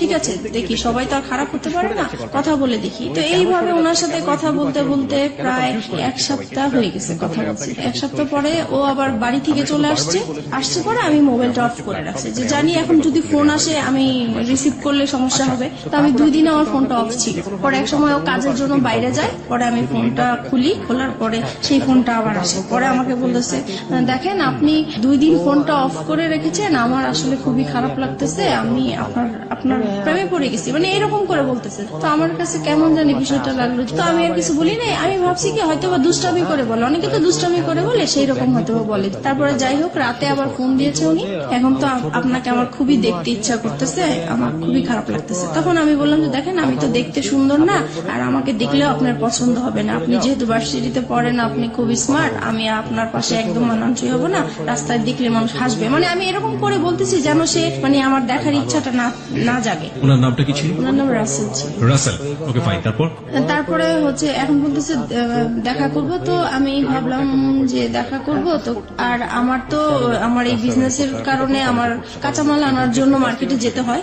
তো আমি বলতেছি তো ঠিক আছে, আমার তো শুক্রবারে শপিং এ যাবো আমি, তখন হয়তো বা সেই ইয়েতে আপনি যদি মার্কেট আসেন তাহলে আমি ওখানেই দেখা করতে পারবো। তো উনি রাজি হয়ে গেল, নির্দিষ্ট জায়গা বললাম, ওখানে উনি গাড়ি নিয়ে দাঁড়িয়েছিল আমার জন্য। তারপর ওনাকে দেখে মানে আমি খুব অবাক হয়ে গেলাম যে অনেক সুন্দর লোকটা। উনি আমাকে দেখে হাসতেছে মিটমিট করে। তো আমি জিজ্ঞেস করলাম আপনি কেন হাসতেছেন? বলতেছেন আপনি তো ফোনে অনেক কিছুই বলছেন, আপনি তো অনেক সুন্দর। তো যাই হোক এভাবে কথা বলতে বলতে পরে উনি বললো আর কি যে ওনার একটা সম্পর্ক ছিল, একসাথেই পড়াশোনা করতে একটা মেয়ের সাথে, ওনার সাথে সম্পর্ক নষ্ট হয়ে গিয়েছে, তাই ওনার তারপরে উনি ব্যবসা করতো, যে ওনার ব্যবসায় লস খেয়েছে, সবকিছু মিলিয়ে ওনার খুব অশান্তি, মন ভালো না, তাই সেজন্য একটা ফ্রেন্ড চায়। তো আমার সাথে এই জন্য ফ্রেন্ডশিপ করেছে। প্রত্যেক শুক্রবারই আমরা দেখা করতাম ওনার সাথে। তখন আপনি হাজবেন্ডের সাথে থাকতেন? আপনার হাজবেন্ড এগুলো জানতো? কেউই জানতো। কন্টিনিউয়াসলি আপনি গোপন করে যাচ্ছেন বিষয়গুলো। আপনার হাজবেন্ড কখনো আপনার মোবাইল চেক করতো? না, কখনোই চেক করতো। আচ্ছা, আপনি যে কথাগুলো বলতেন সেই সময়টা থেকে আপনার সন্তান আপনার পাশে থাকতো না? কারণ ওরা তখন, আমার বড় বেবি তখন স্কুলে পড়তো, আর ছোটটা তো একদমই ছোট ছিল। তারপরে আপনি নীরবে নিভৃতে একা তার সাথে কথা বলতেন। প্রিয় শ্রোতা, গ্রাফটা একটু আবিষ্কার করার চেষ্টা করছি, এবং এটা এমন একটি ঘটনা যেটা সমাজে একেবারেই ঘটে না তা না, হ্যাঁ, এবং একেবারে যে হরহামেশা ঘটে তাও না, ঠিক আছে? বাট সন্দেহের জায়গাগুলো পরিষ্কার করার জন্য আসলে প্রশ্নগুলো করে। আপনার হাজবেন্ড আপনাকে সন্দেহ করতে, আপনি যেটা বলছেন টুকটাক সন্দেহ করার জায়গা থাকে, আপনি কখন আপনার হাজবেন্ডকে সন্দেহ করতেন? না, আমি কখনোই করতাম না। কেন করতেন না? কারণ আমি জানি সে এই টাইপের মেয়ে মানুষ, দেখলে সে তাকিয়ে থাকে, সে যাবে, সে মানে এরকম আছে, এর জন্য আমার সন্দেহ হতো না। আপনি কনফার্ম ছিলেন যে সেসব কাজ করে? সে মেয়ে মানুষের প্রতি একটু উইক আছে। একটা জিনিস একটু বলেন আমাকে, প্রতি শুক্রবার তার সাথে আপনি দেখা করতেন, কোথায় দেখা করতেন? এটাও যে আমি মার্কেটে যেতাম, আমি আমার কাজে যেতাম, পাশে উনি থাকতেন, ওনার সাথে একসাথে মিলে শপিং করতেন। How dear you! আপনার হাজবেন্ডের সামনে যদি পড়ে যেতেন কখনো? একবার এরকম হয়েছে, তো উনি খুব সন্দেহ করতো যে প্রায় শুক্রবারে কেন মার্কেটে যায়, আগে তো এত তাড়াতাড়ি মার্কেটে যেত না। আর একটা ঘটনা কি, মানে আমি মার্কেটে যাব এই সময় আমার বিজনেসটাও খুব ভালো চলছিল, সেই উসিলা দিয়ে আমি মার্কেটেও যেতে পারছি। তো এক শুক্রবারে সে আমাকে হঠাৎ করেই ফোন দিয়েছে, ফোন দিয়ে বলতেছে তুমি কোথায়? তো আমি বলতেছি আমি বলে আসছি, কিন্তু আমি মার্কেটে আসছি, কিন্তু মার্কেটে থাকাকালীনই সে আমাকে ফোন দিচ্ছে যে তুমি কোথায়? বলতেছি আমি তো মার্কেটে। বলতেছি মার্কেটে তো কোথায়, কোন মার্কেটে? কারণ নিউ মার্কেটে অনেকগুলো মার্কেট আছে। তো আমি পরে বলতেছি কেন আমি এখানে? তো বলতেছে আমি তো আসছি। তো আমি তো পুরো ভয় পেয়ে গেছি যে কি ব্যাপার, সে কেন আসছে, আসলে সে সন্দেহ করেই আসছে। তো তাড়াহুড়া করে ওকে বলে দিচ্ছি তুমি এখন যাও, আমার হাজবেন্ড চলে আসছে, এখন কিছু করার নাই। তো ও মন খারাপ করে চলে গেছে। পরে আমি তো আমার শপিং করতেছি, তো ও আর বুঝতে পারে নাই, এভাবেই হয়েছে। ওকে ফাইন, আমি একটু বলি ওই সময়টা পর্যন্ত কতদিন যাবত রাসেলের সাথে আপনার সম্পর্ক? ওই সময়টা ওই শুক্রবার পর্যন্ত? ওই শুক্রবার পর্যন্ত 1-1.5 মাস তো হবে। 1-1.5 মাস। এই 1-1.5 মাস আপনি কন্টিনিউয়াসলি আপনার হাজবেন্ডের কাছ থেকে এই জিনিসটা গোপন করে যাচ্ছেন। বাই হার্ট আপনি এটা মনে করেন ইললিগাল রিলেশনশিপ, রাইট? অবৈধ কিনা সেটা তো বুঝতে পারতাম না, শুধু এটা বুঝতাম যে এটা করাটা ঠিক হচ্ছে না। কিন্তু সেই মুহূর্তে আমার ভালো লাগতো, তার সাথে কথা বলতে ভালো লাগতো, তার সাথে দেখা করতে ভালো লাগতো। সেই ভালো লাগার কারণেই আমি তার সাথে কথা বলেছি, দেখা করেছি। এই ভালো লাগা প্রতিনিয়তই বাড়ছে, প্রতিনিয়তই বাড়ছে। আপনার কখনো মনে হতো না যে আপনি আপনার হাজবেন্ডের প্রতি অন্যায় করছেন ওই সময়? না, তখন আমার মনে হতো না, কারণ ও তো সংসারে সবসময় মানে ঝগড়াঝাটি করতো, ওর উপর থেকে আমার মন নষ্ট হয়ে গেছে। এই মানুষটাকে তো আপনি ভালোবেসেছিলেন একটা সময়? ভালোবেসেছিলাম, ওই যে আমার বোনের যে কাজটা করেছিল সেখান থেকে ওর প্রতি আমার একটু অনীহা চলে কিন্তু সে আসছে। ঘটনা আমি বলছি না যে এটা একটা অপরাধ না, অবশ্যই এটা একটা গ্রহ অপরাধ, কিন্তু সেটার জন্য সে আপনার কাছে ক্ষমা চেয়েছে। কিন্তু আমি ক্ষমা করে দেওয়া দরকার ছিল, সেজন্য ক্ষমা করেছি, কিন্তু মন থেকে আসলে ক্ষমা করিনি। আপনি এই মানুষের সাথে রাগ করে আপনি এইভাবে এই কাজগুলো করছেন, ব্যাপারটা কি আসলে এটাই ছিল, নাকি আলটিমেটলি আপনার জায়গা থেকে আপনি কাউকে ফিল করতেন যে আমার এরকম একজন মানুষ দরকার যে মানুষের সাথে আমি শেয়ার যেটা করতে পারি? হয়েছে, ওর প্রতি তো একটা রাগ অভিমান ছিলই আমার, সেটা তো ছিলই, কিন্তু মানে আমার যে ভালোবাসা, যে একটা চাহিদা ছিল কারোর সাথে ভালোভাবে সম্পর্ক হবে, ওই চাহিদা থেকেই যখন আমি পেয়ে গেছি, ওনার কাছ থেকে ভালো ভালো কথা পাচ্ছি, আমার হাজবেন্ডের সাথে ওর সাথে আমি অনেকটা মিলানোর চেষ্টা করতাম যে তার কাছে আমি কি গ্যাপ পেয়েছি বা তার কাছে আমি কি পাচ্ছি, তখন মনে হচ্ছে যে ওই বেটার আমার। আপনি দেখুন, আপনার সন্তান আছে তখন দুটো, রাইট? আপনার বিজনেস আছে, যে বিজনেসটা আপনি শুরু করেছেন, তার মানে অনেক পরিকল্পনা আপনার মাথায়, অনেক স্বপ্ন আপনার মাথায়। আপনার হাজবেন্ড আছে, এবং যে মানুষটাকে আপনি ভালোবেসেছেন একটা সময়, কিন্তু আপনার হাজবেন্ড আপনার সাথে খারাপ আচরণ করছে, সেটা আমরা দেখতে পাচ্ছি। তার বাইরেও তো আপনার দুটো জগৎ ছিল, একটা হচ্ছে আপনার সন্তান আর একটা হচ্ছে আপনার বিজনেস। এই দুটো নিয়েও তো আপনি হ্যাপি থাকতে পারতেন। ইনফ্যাক্ট আপনি যে ছেলেটার সাথে এই সম্পর্কটা তৈরি হচ্ছে, সেই ছেলেটাকেও যদি আপনি আপনার বন্ধুর জায়গাটাতে রাখেন, তাহলেও কখনো কি অনুভব করেছেন আপনার হাজবেন্ডের সাথে তার পরিচয় করে দেওয়া উচিত? এটাও কি কখনো ফিল করেছেন? এটা কখনো মানে মাঝে মাঝে মনে হয়েছে পরিচয় করে দিই, কিন্তু আমার হাজবেন্ড এটা মেনে নিত না। একটা হচ্ছে পারিবারিক সত্তা, যেখানে হাজবেন্ড আছে, সন্তান আছে এবং তার বিজনেস আছে, সে একটা না একটা দিক নিয়ে ব্যস্ত থাকতেই পারে। আরেকটা হচ্ছে মানবিক সত্তা, মনের জায়গাটা, লং টার্ম হাজবেন্ডের সাথে খারাপ রিলেশনশিপ, সেই জায়গাটায় একটা বিশাল রকমের ক্ষত তৈরি হয়েছে, এবং সেই ক্ষতর জায়গাটাতে সে কেউ একজন নক করেছে। সেটা হাজবেন্ড ওয়াইফ রিলেশনশিপের মতো না, কিন্তু একটু ভালো লাগা, একটু অন্যরকম, একটু বন্ধুত্ব, যেটা মন থেকে অবচেতন মনেই ওই ভালো লাগাটার দিকে ধীরে ধীরে ধীরে ধীরে এক ধরনের আষ্টেপৃষ্ঠে জড়িয়ে পড়ার দিকে জড়িয়ে যাচ্ছে। এই দুটো জিনিস আমরা যখন নর্মালি শুনি, আমরা কিন্তু এই সেকেন্ডটাকে কোনোভাবেই সাপোর্ট করতে পারি না, বাট ও সেকেন্ডটার মধ্যে এসেছে, this is the hardest reality. এটাকেও মেনে নিতে হবে, এটা আমাদের সমাজে ঘটে, কিন্তু আমরা মানি না। কিন্তু কি কারণে ঘটে, সেই কারণটা কিন্তু আমরা আবিষ্কার করে ফেলেছি, এবং এইটা আসলে কতদূর পর্যন্ত গিয়েছে, চলুন সামনের দিকে যাওয়া যাক। তারপরে যেটা হয়েছে, মানে এভাবেই তো ওর সাথে দেখা করছি, কথা বলছি, তারপরে হঠাৎ একবার খুব ঝগড়াঝাটি হয় আমাদের। বিষয়টা হয় হচ্ছে আমার ওই যে বোনের বিষয়টা নিয়ে। ওই ঘটনার পর থেকে যেটা হয়, আমাদের স্বামী স্ত্রীর যে সম্পর্কটা হয়ে থাকে, সেরকম সম্পর্কতে আমি জড়াতে চাই না, এর জন্য এটা নিয়ে খুব ঝগড়াঝাটি হয়। ও খুব জোর করে আমাকে, আমি রাজি হই না, তারপরে মারামারি হয়, এরকম প্রায়ই হয়। তো একটা সময় হয় কি, যে আমি ঘুমিয়ে থাকি, সে ঘুমন্ত অবস্থায় আমার সাথে এরকম কাজ করে। এই বিষয়টা আমার কাছে খুবই খারাপ লাগে। আমি লক করছি এখানে আপনাকে। একটা হচ্ছে যে এই যে ঘটনাটা আপনাদের মধ্যে একটা বিরোধ তৈরি করলো, একটা স্বামী স্ত্রী নামে স্বামী স্ত্রী, কিন্তু এক ধরনের সম্পর্ক নেই, এই সময় পর্যন্ত রাসেলের সাথে আপনার সম্পর্ক কতদিনের? 2-3 মাস হবে। 2-3 মাস, মানে সময় বাড়ছে। এই সময়টাতে রাসেলের সাথে আপনার কি ধরনের কথোপকথন হতো? ও তো প্রথমেই আপনাকে ফ্রেন্ডশিপের কথা বলেছে, হ্যাঁ, তারপরে ব্যাপারটা কি ফ্রেন্ডশিপে থেকেছে, নাকি ধীরে ধীরে ভালো লাগার জায়গাটা? না, ভালো লাগা এখনো আসেনি, ফ্রেন্ডশিপই চলছে। Okay fine. সে সময় বলতাম হচ্ছে আমাদের সংসারে যেগুলো হতো এগুলো বলতাম, মানে ঘরের নিজের উইক পয়েন্ট গুলো সবসময় তাকে বলতেন, যেমন হাজবেন্ড আজকে এটা করেছে, আমি আজকে এটা করিনি, এরকম হয়েছে, এরকম হয়েছে। হ্যাঁ, তারপরে আমার ভালো লাগার কথাগুলো বলতাম, বা আমি কি আশা করেছিলাম, কি রকম চেয়েছিলাম, এগুলোই বলতাম। ওকে ওকে, আপনার উইক পয়েন্ট গুলো সবসময় একজন। আচ্ছা, এই যে কষ্টের কথাগুলো, পরিবারের কথাগুলো, একেবারে ঘরের মানুষের কথাগুলো, এগুলো শেয়ার করার মতো অন্য কেউ কি ছিল না? না, আমার কখনো তো কোনো ফ্রেন্ডশিপ ছিল না, সেটা তো আমি আগেও বলেছি। This is the great point, প্রিয় শ্রোতা। ওকে ফাইন, তারপর? তাছাড়া ফ্যামিলিকেও বলতে পারতাম না, কারণ যেহেতু একা বিয়ে করেছি, সেজন্য বলার কোনো সুযোগ ছিল না, স্কোপ ছিল না। তো তারপরে একদিন কি হয়েছে, আমাদের আবারও সেই রকম খুব মারামারি হয়েছে আমাদের সংসারের মাঝে। তখন আমি পরে সেদিন বৃহস্পতিবার রাতে ছিল এরকম, তারপরে আমি তাকে ফোন দিয়েছিলাম শুক্রবার, মারামারি হওয়ার পরের দিন ফোন দিয়েছি, দেখো ও আজকে আমাকে অনেক মেরেছে, এরকম আমার আর থাকতে ভালো লাগছে না। তখন সে আর কি আমার সুযোগ নিয়ে বলতেছে যে ঠিক আছে, তোমার যেহেতু থাকতে ভালো লাগে না, তুমি তো বিজনেস করোই, তাহলে তুমি চলে আসো, তুমি কেন থাকো, এত মারধর খেয়ে কেন থাকবো, তুমি তোমার বাবা মার কাছে চলে যাও। তখন বলছে আমার বাবা তো সেই কবেই চলে গেছে, বাবা কোথায় আছে খুঁজে পাচ্ছি না, আর মা আছে, মা তো নিজেই খুব কষ্ট করে থাকে, সেখানে আমি কিভাবে যাব।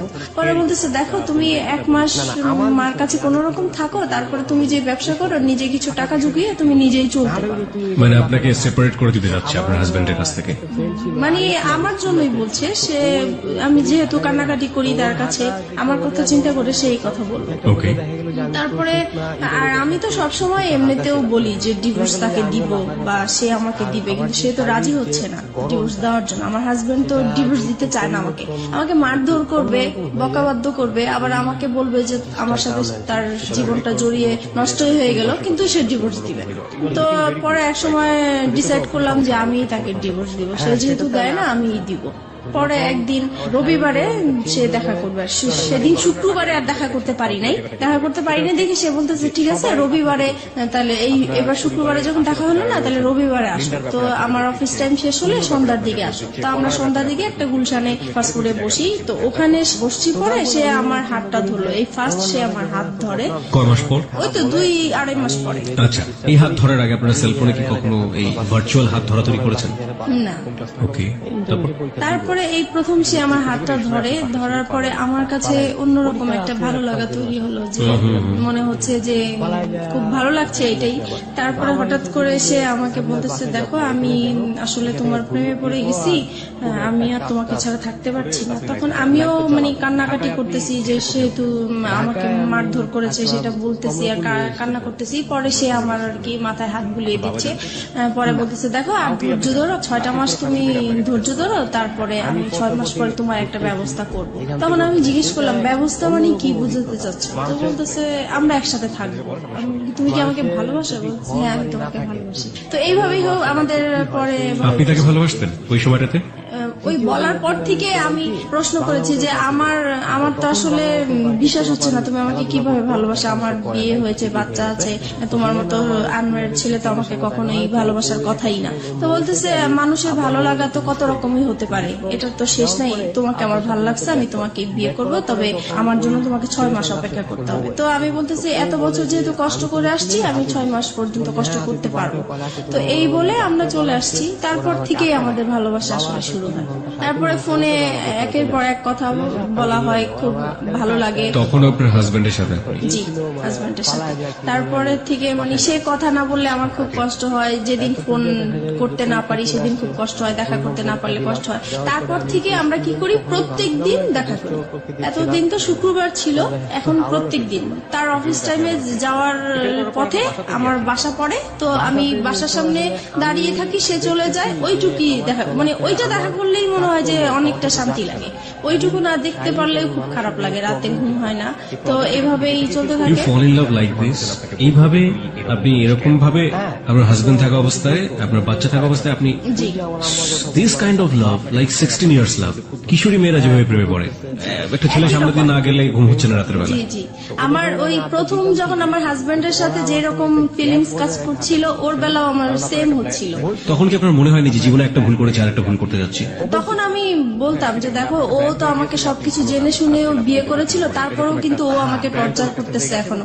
তো ও আমাকে বলতো দেখো ও তো অশিক্ষিত, ওর ফ্যামিলি অশিক্ষিত, সেজন্য ও এরকম করে, আমি করবো না, তুমি আমার উপর বিশ্বাস আনতে পারো, সবাই তো একরকম না। তারপর যাই হোক ওর কিছু কথা ছিল যে এগুলো শুনলে আমি খুব ভরসা পেতাম, আমি বিশ্বাস করতে চাইতাম। মানে ওর কথা, ও যখন কথাগুলো বলতো আমার খুব বিশ্বাস করতে ইচ্ছা করতো, ওর কথাগুলো আমার ভালো লাগতো, মনে হতো যে সত্যিই বলছে বা এরকম কিছু। তারপরে তারপরে বাসায় চলে আসলাম। বাসায় আসার পরে হচ্ছে এখন আমার হাজবেন্ডের বিজনেসটা ভালো যাচ্ছে না, তো ও ঠিক মতো ঘরে বাজার টাজার করছে না, তাছাড়া যেটা প্রয়োজন হয় সেগুলো হচ্ছে না। মাঝখানেও বলতেছি কি যে বাসাটা ছেড়ে দিব, বাসাটা এত ভাড়া আমি বয়ে নিতে পারছি না, আমার খুব কষ্ট হচ্ছে, আমি বাসাটা ছেড়ে দিব। তখন আমি বলতেছি এত সুন্দর বাসা আমরা তো পাওয়া যাবে না, তো এটাই থাকি না, কষ্ট টষ্ট করে থাকি, দরকার হলে আমরা একটা রুম সাবলেট ভাড়া দিই, তবু এখানে থাকি, এখানে সবকিছু ফ্যাসিলিটি ভালো, এখানেই থাকবো। ওর কথা হলো না, এখান থেকে যাবো, যেতেই হবে, কারণ আমার খুবই সমস্যা। তো যাই হোক, আমার আর ওই জায়গাটা আমি ছাড়তে চাচ্ছিলাম না। কেন? কারণ আমার যে বিজনেসটা ওই জায়গার মধ্যেই, ওখানে আমার খুব ভালো হতো বিজনেসের জন্য। এখন ও চলে যাবে হচ্ছে অন্য জায়গায় চলে যেতে চাচ্ছে, ওই জায়গাটা আমার পছন্দ না, তাই আমি যাব না। এগুলো নিয়ে আবার সেই ঝগড়াঝাটি হয়। পরে এক সময় আমি তাকে খুব মানে কড়া করে বলি যে যদি তুমি এই বাসা ছাড়ো তাহলে আমাকে ছাড়তে হবে, আর যদি আমাকে না ছাড়ো তাহলে বাসা এটা ছাড়া যাবে না। তো এখন ও কি করবে বুঝতেছে না, এখন ও ওর কথাই রাখলো যে না বাসা ছেড়েই দিব। পরে যাই হোক বাসা ছেড়ে দিছে। বাসা ছেড়ে দেওয়ার পরে দেখি যে লোকজন আসতেছে বাসা নেওয়ার জন্য, দেখার জন্য। তখন আমার খুব খারাপ লাগলো যে আমি বললাম কথাটা, আমার কথাটা সে রাখলো না। আমি তো তার কাছ থেকে এমন কিছু আশা করিনি, বাসাটা বলছি। তখন সে বাসাটা ছেড়ে দিছে। পরে আমি তাকে বললাম দেখো বাসা এখনো সময় আছে, তুমি বাসাটা আবার বাড়িওয়ালার কাছ থেকে সময় নিয়ে নাও, নাহলে কিন্তু আমি সত্যি সত্যি এবার চলে যাবো। সে বলতেছে তুমি চলে গেলে চলে যাও, আমার কোনো সমস্যা নেই, তোমার মতো মেয়ে আমার দরকার নেই। তখন আমি আর কি মানে ডিসাইড করলাম যে না আমি আসলেই চলে যাবো, এখান থেকে থাকবো না। যেহেতু এখানে আমার একটা বিজনেসের একটা রাস্তা হয়েছে, সেটাই যদি বন্ধ হয়ে যায় তাহলে আমার ওর সাথে থাকার কি দরকার। আমি তো এই বিজনেসটা নিয়েই আসি, কারণ আমার সংসার অশান্তি। আমি বিজনেসটা আমি কাজে ব্যস্ত থাকি, আমার যাও একটু ভালো লাগে, আর তার সাথে ফোনে কথা বলি, দেখা করি, এই আমার ভালো লাগা নতুন সৃষ্টি হয়েছে, এটা কেন নষ্ট হবে। তো এই কারণে আমি পরে ওই বাসাটা আমাদের জানুয়ারি মাসে ছেড়ে দেয়। তারপরে আমি চলে যাব বলে আমার জিনিসপত্র গুছাতে থাকি। তো সেও আমার জিনিসগুলো গুছানোর জন্য হেল্প করে। সে এমনকি আমার জিনিসগুলো মানে একটা ভ্যানে উঠিয়ে আমার বাবা বাড়ির দিকে পৌঁছে দিচ্ছে। তো আমার কথা হলো সে যদি আমাকে আটকাই রাখতে চায় তাহলে কেন আমার জিনিসগুলো আলাদা করে দিবে, কেন আমাকে যাওয়ার জন্য সাহায্য করছে। নিশ্চয়ই সেও চায় আমি চলে যাই, সে আমাকে কোনো বাধা দেয় নাই। আমি এইভাবে বাবার বাড়ি চলে আসছি। এখন বাবার বাড়ি মানে মার বাসায় চলে আসছি।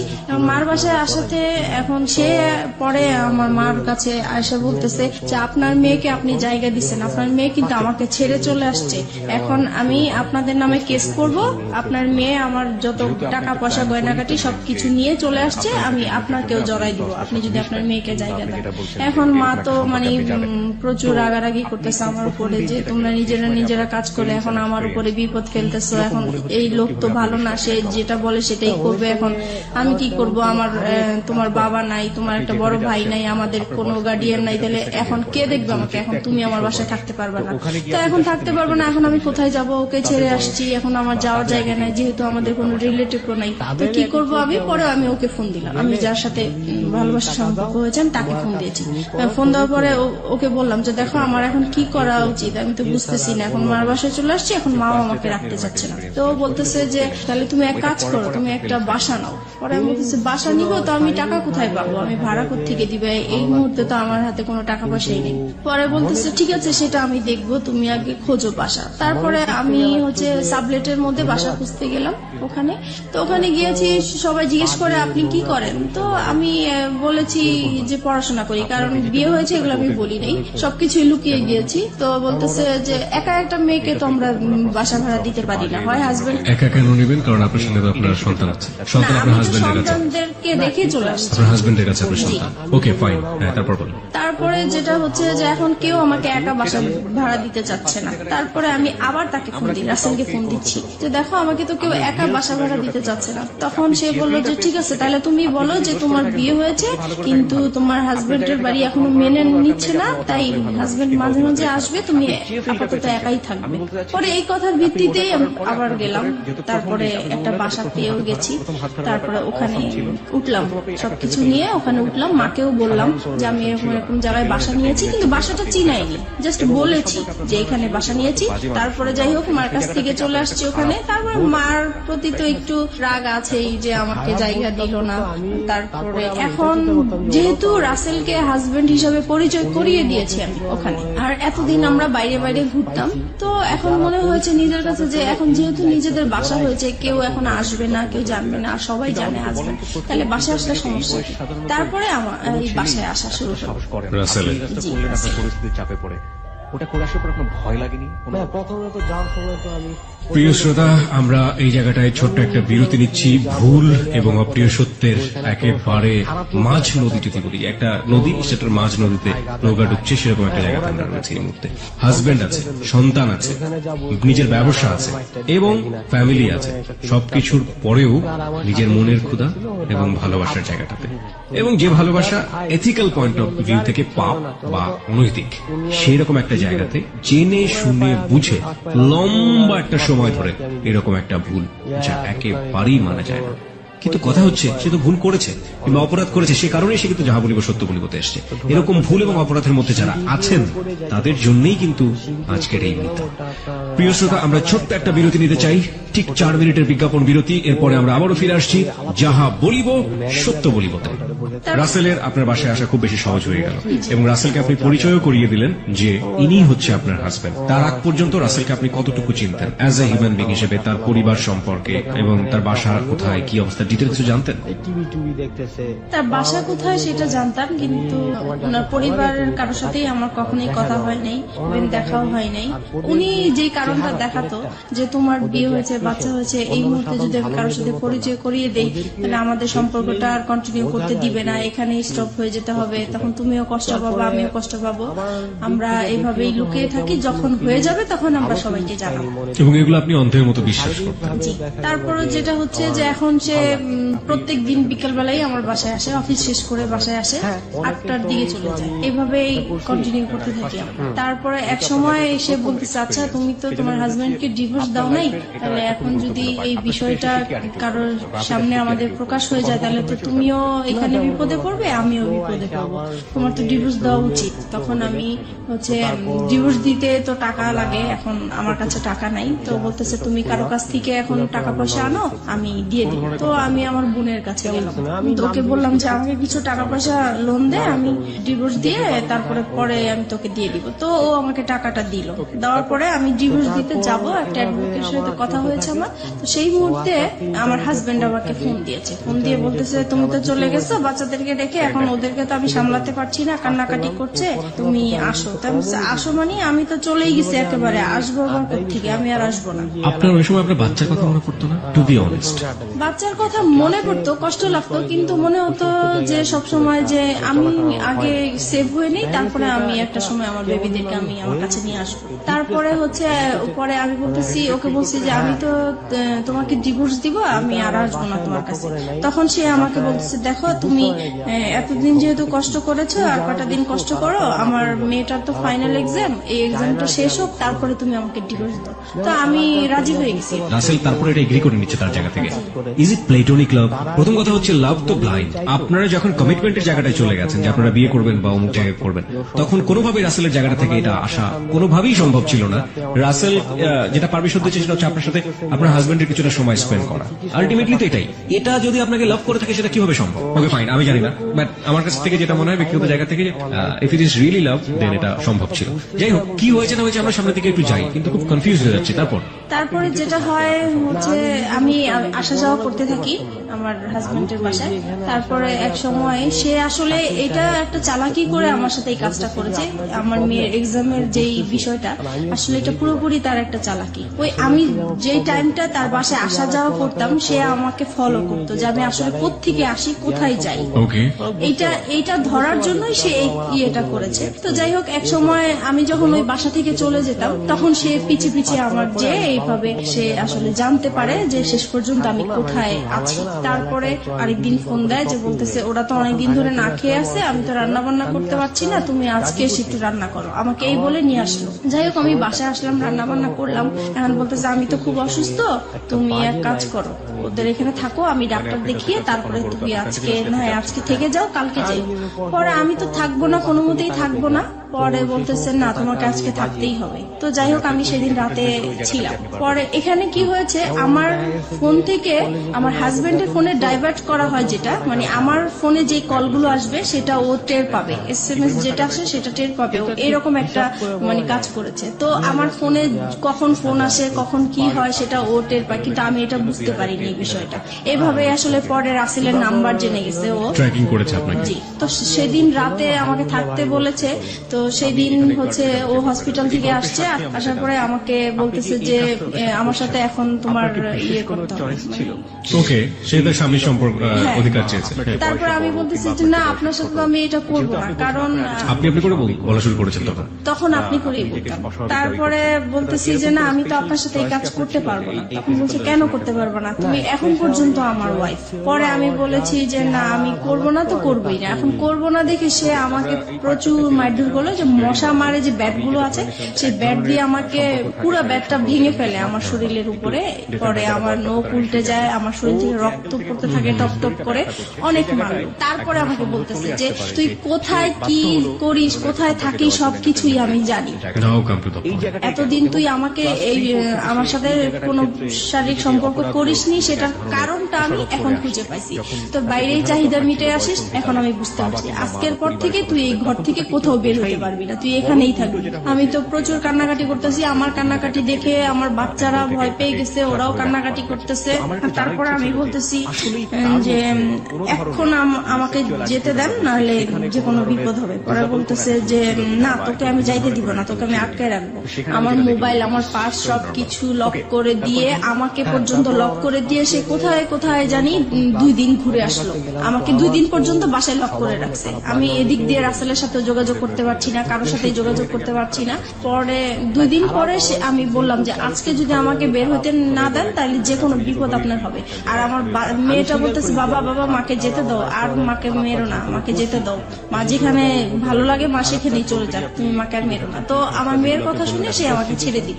তারপরে আমার মোবাইল, আমার পার্স দিল, আমি চলে আসছি। এই ফাঁকে সে কি করেছে, এই যে 2টা দিন সে যে বাইরে ছিল, সেই 2টা দিন হচ্ছে যে আমি যেই বাসায় ছিলাম সেই বাসায় এসে সে সবকিছু দেখিয়েছে। আমার বাচ্চা আছে, আমার বিয়ে হয়েছে, তার সাথে সবকিছু তাদেরকে দেখিয়ে বলছে যে সে এখন পরকীয়া করে এই লোকটার সাথে এখন থাকতেছে, আপনারা যদি আমাকে হেল্প করেন তাহলে আমি তাদেরকে একসাথে ধরতে চাই। তো আমার যে বাসায় আমি ভাড়া নিয়েছি সেই বাড়িওয়ালা ওই এলাকার কিছু বকাটে ছেলেদেরকে হাতে করেছে। তারপরে হচ্ছে আমি বলতেছে যে ও যখনই আপনার বাসায় আসবে সাথে সাথে আমাকে ফোন দিবেন, আমি চলে আসবো।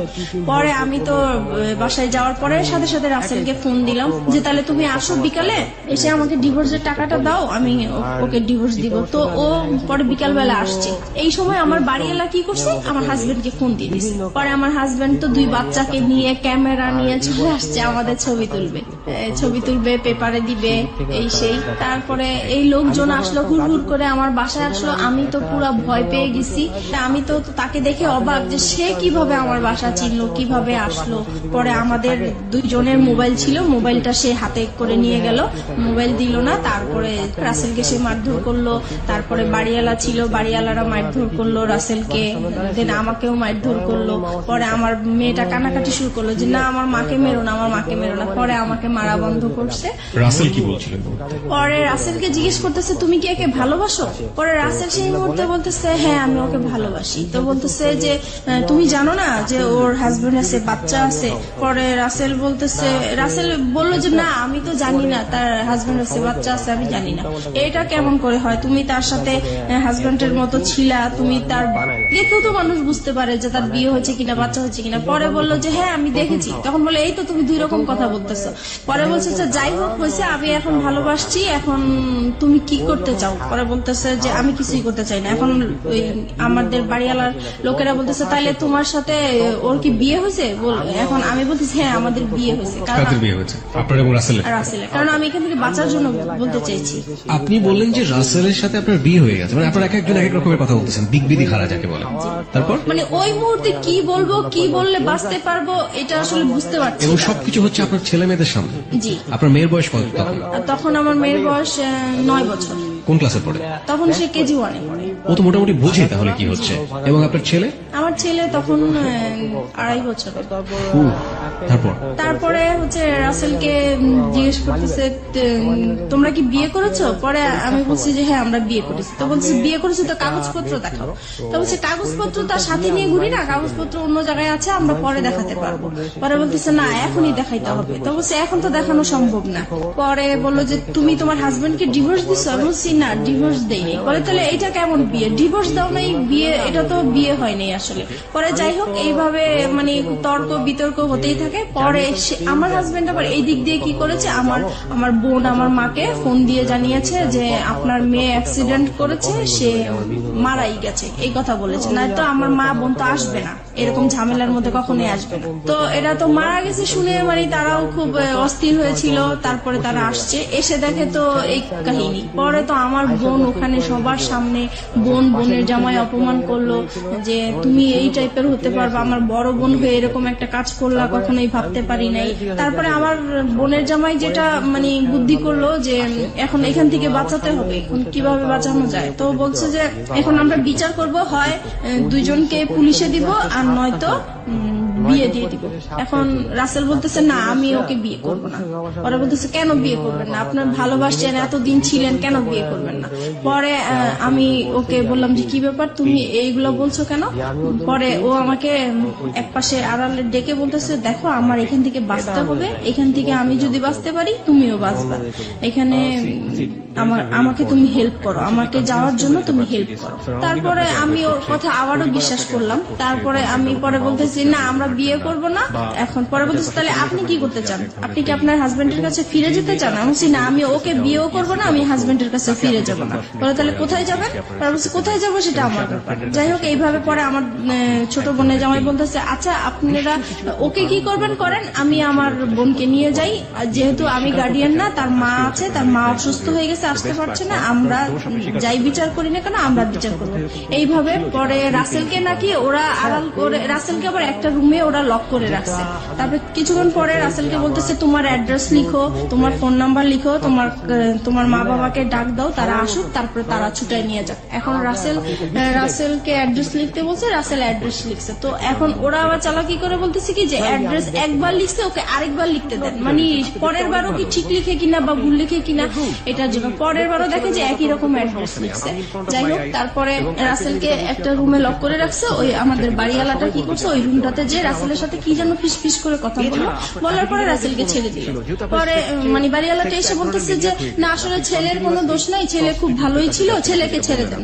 পরে রাসেলকে ছেড়ে দিল। ছেড়ে দেওয়ার পরে আস্তে আস্তে পরে বাড়িওয়ালা আমার মাথায় আবার হাতটা বুলিয়ে বলতেছে যাও মা তুমি চলে যাও, এইভাবে তুমি বাচ্চাদেরকে ছেড়ে আসছো, তোমার লাইফ তো চলেই গেছে, এখন বাচ্চাদের জীবন, বাচ্চাদের দিকে তাকিয়ে হলেও তুমি এরকম স্বামীর সংসার করতেই হবে তোমার। পরে যাই হোক আমার বোনের জামাই আমাকে নিয়ে আসলো, বাচ্চা দুইটা ওর বাবার সাথে চলে গেল, আর রাসেল তো আগেই বের হয়ে গেল। তারপরে আমি আমার মার বাসায় চলে আসলাম। এখন মার বাসায় আসার পরে আমি রাসেলকে ফোন দিলাম। পরপরই আমি রাসেলকে ফোন দিলাম যে দেখো তুমি এরকম কেন করলা, ওখানে তুমি আমাকে চিনোই না, এই না সেই না। তখন সে মানে খুব রাগী হয়ে আমাকে বলতেছে যে দেখো আমি তোমার সাথে এতদিন সম্পর্ক করছি, আমি তোমাকে সত্যিই ভালোবাসছিলাম, কিন্তু তোমার জন্য আমি এত বড় অপমান হবো আমি কখনোই কল্পনা করতে পারি নাই। আজ পর্যন্ত আমার মা আমাকে তুই করেও বলে নাই, মারবে তো দূরের কথা। সেইখানে আমি তোমার জন্য রাস্তার মানুষের কাছে মার খেয়েছি, বকা খেয়েছি। আমি আর তোমার সাথে কোনো রকমই সম্পর্ক করব না, তুমি তোমার মতো চলো, আমি আমার মতো চলি। তো আমি বলছি দেখো এখন তোমার জন্য আমি রাস্তায় বের হয়েছি, আজকে আমার ঘর ছাড়লাম, সন্তান ছাড়লাম, তাহলে এখন আমি কোথায় যাব? বলতেছে তুমি কোথায় যাবা, কি করবে, একান্তই তোমার ব্যাপার, আমি আর তোমার সাথে নাই। আপনি এগেইন এই সেন্টেন্সটা রিপিট করেন, আপনি কি বললেন? তোমার জন্য তোমার জন্য আমি ঘর ছাড়লাম, সংসার ছাড়লাম, সন্তানদেরকে ছেড়ে তোমার আশায় আমি রাস্তায় বের হলাম, এখন তুমি বলতেছো যে তুমি আমাকে চিনো না, আমার দায়িত্ব নিবা না, তাহলে আমি এখন কোথায় যাব? আমরা এই সেন্টেন্সটা এখানে দুইবার বলেছি প্রিয় শ্রোতা। This is a very important, this is a very very important sentence of this কি বলা যেতে পারে রিভিল অফ ট্রুথ। আমরা ফিরে যেতে চাই আপনার কাছে আবারও, বলুন। হ্যাঁ তারপরে সে বলতেছে না আমার পক্ষে আর তোমাকে নিয়ে এগিয়ে যাওয়াটা সম্ভব না।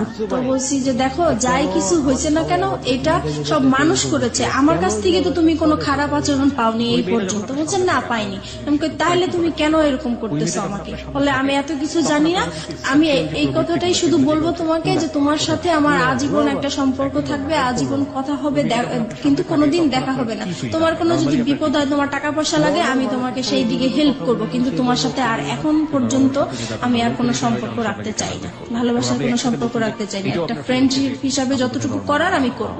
তারপরে যাই হোক, সে ফোনটা রেখে দিল, আমি আর তাকে ফোন টোন দেই নাই। আমার মন খুব খারাপ। এইদিকে মা আমাকে প্রচুর গালাগালি করতেছে, আমার ছোট বোন আমাকে গালাগালি করতেছে, আমার খুবই খারাপ লাগতেছে। শুধু মনে হচ্ছে যে আমার এখন মরে যাওয়াই উচিত, এছাড়া আর কিছু করা উচিত না।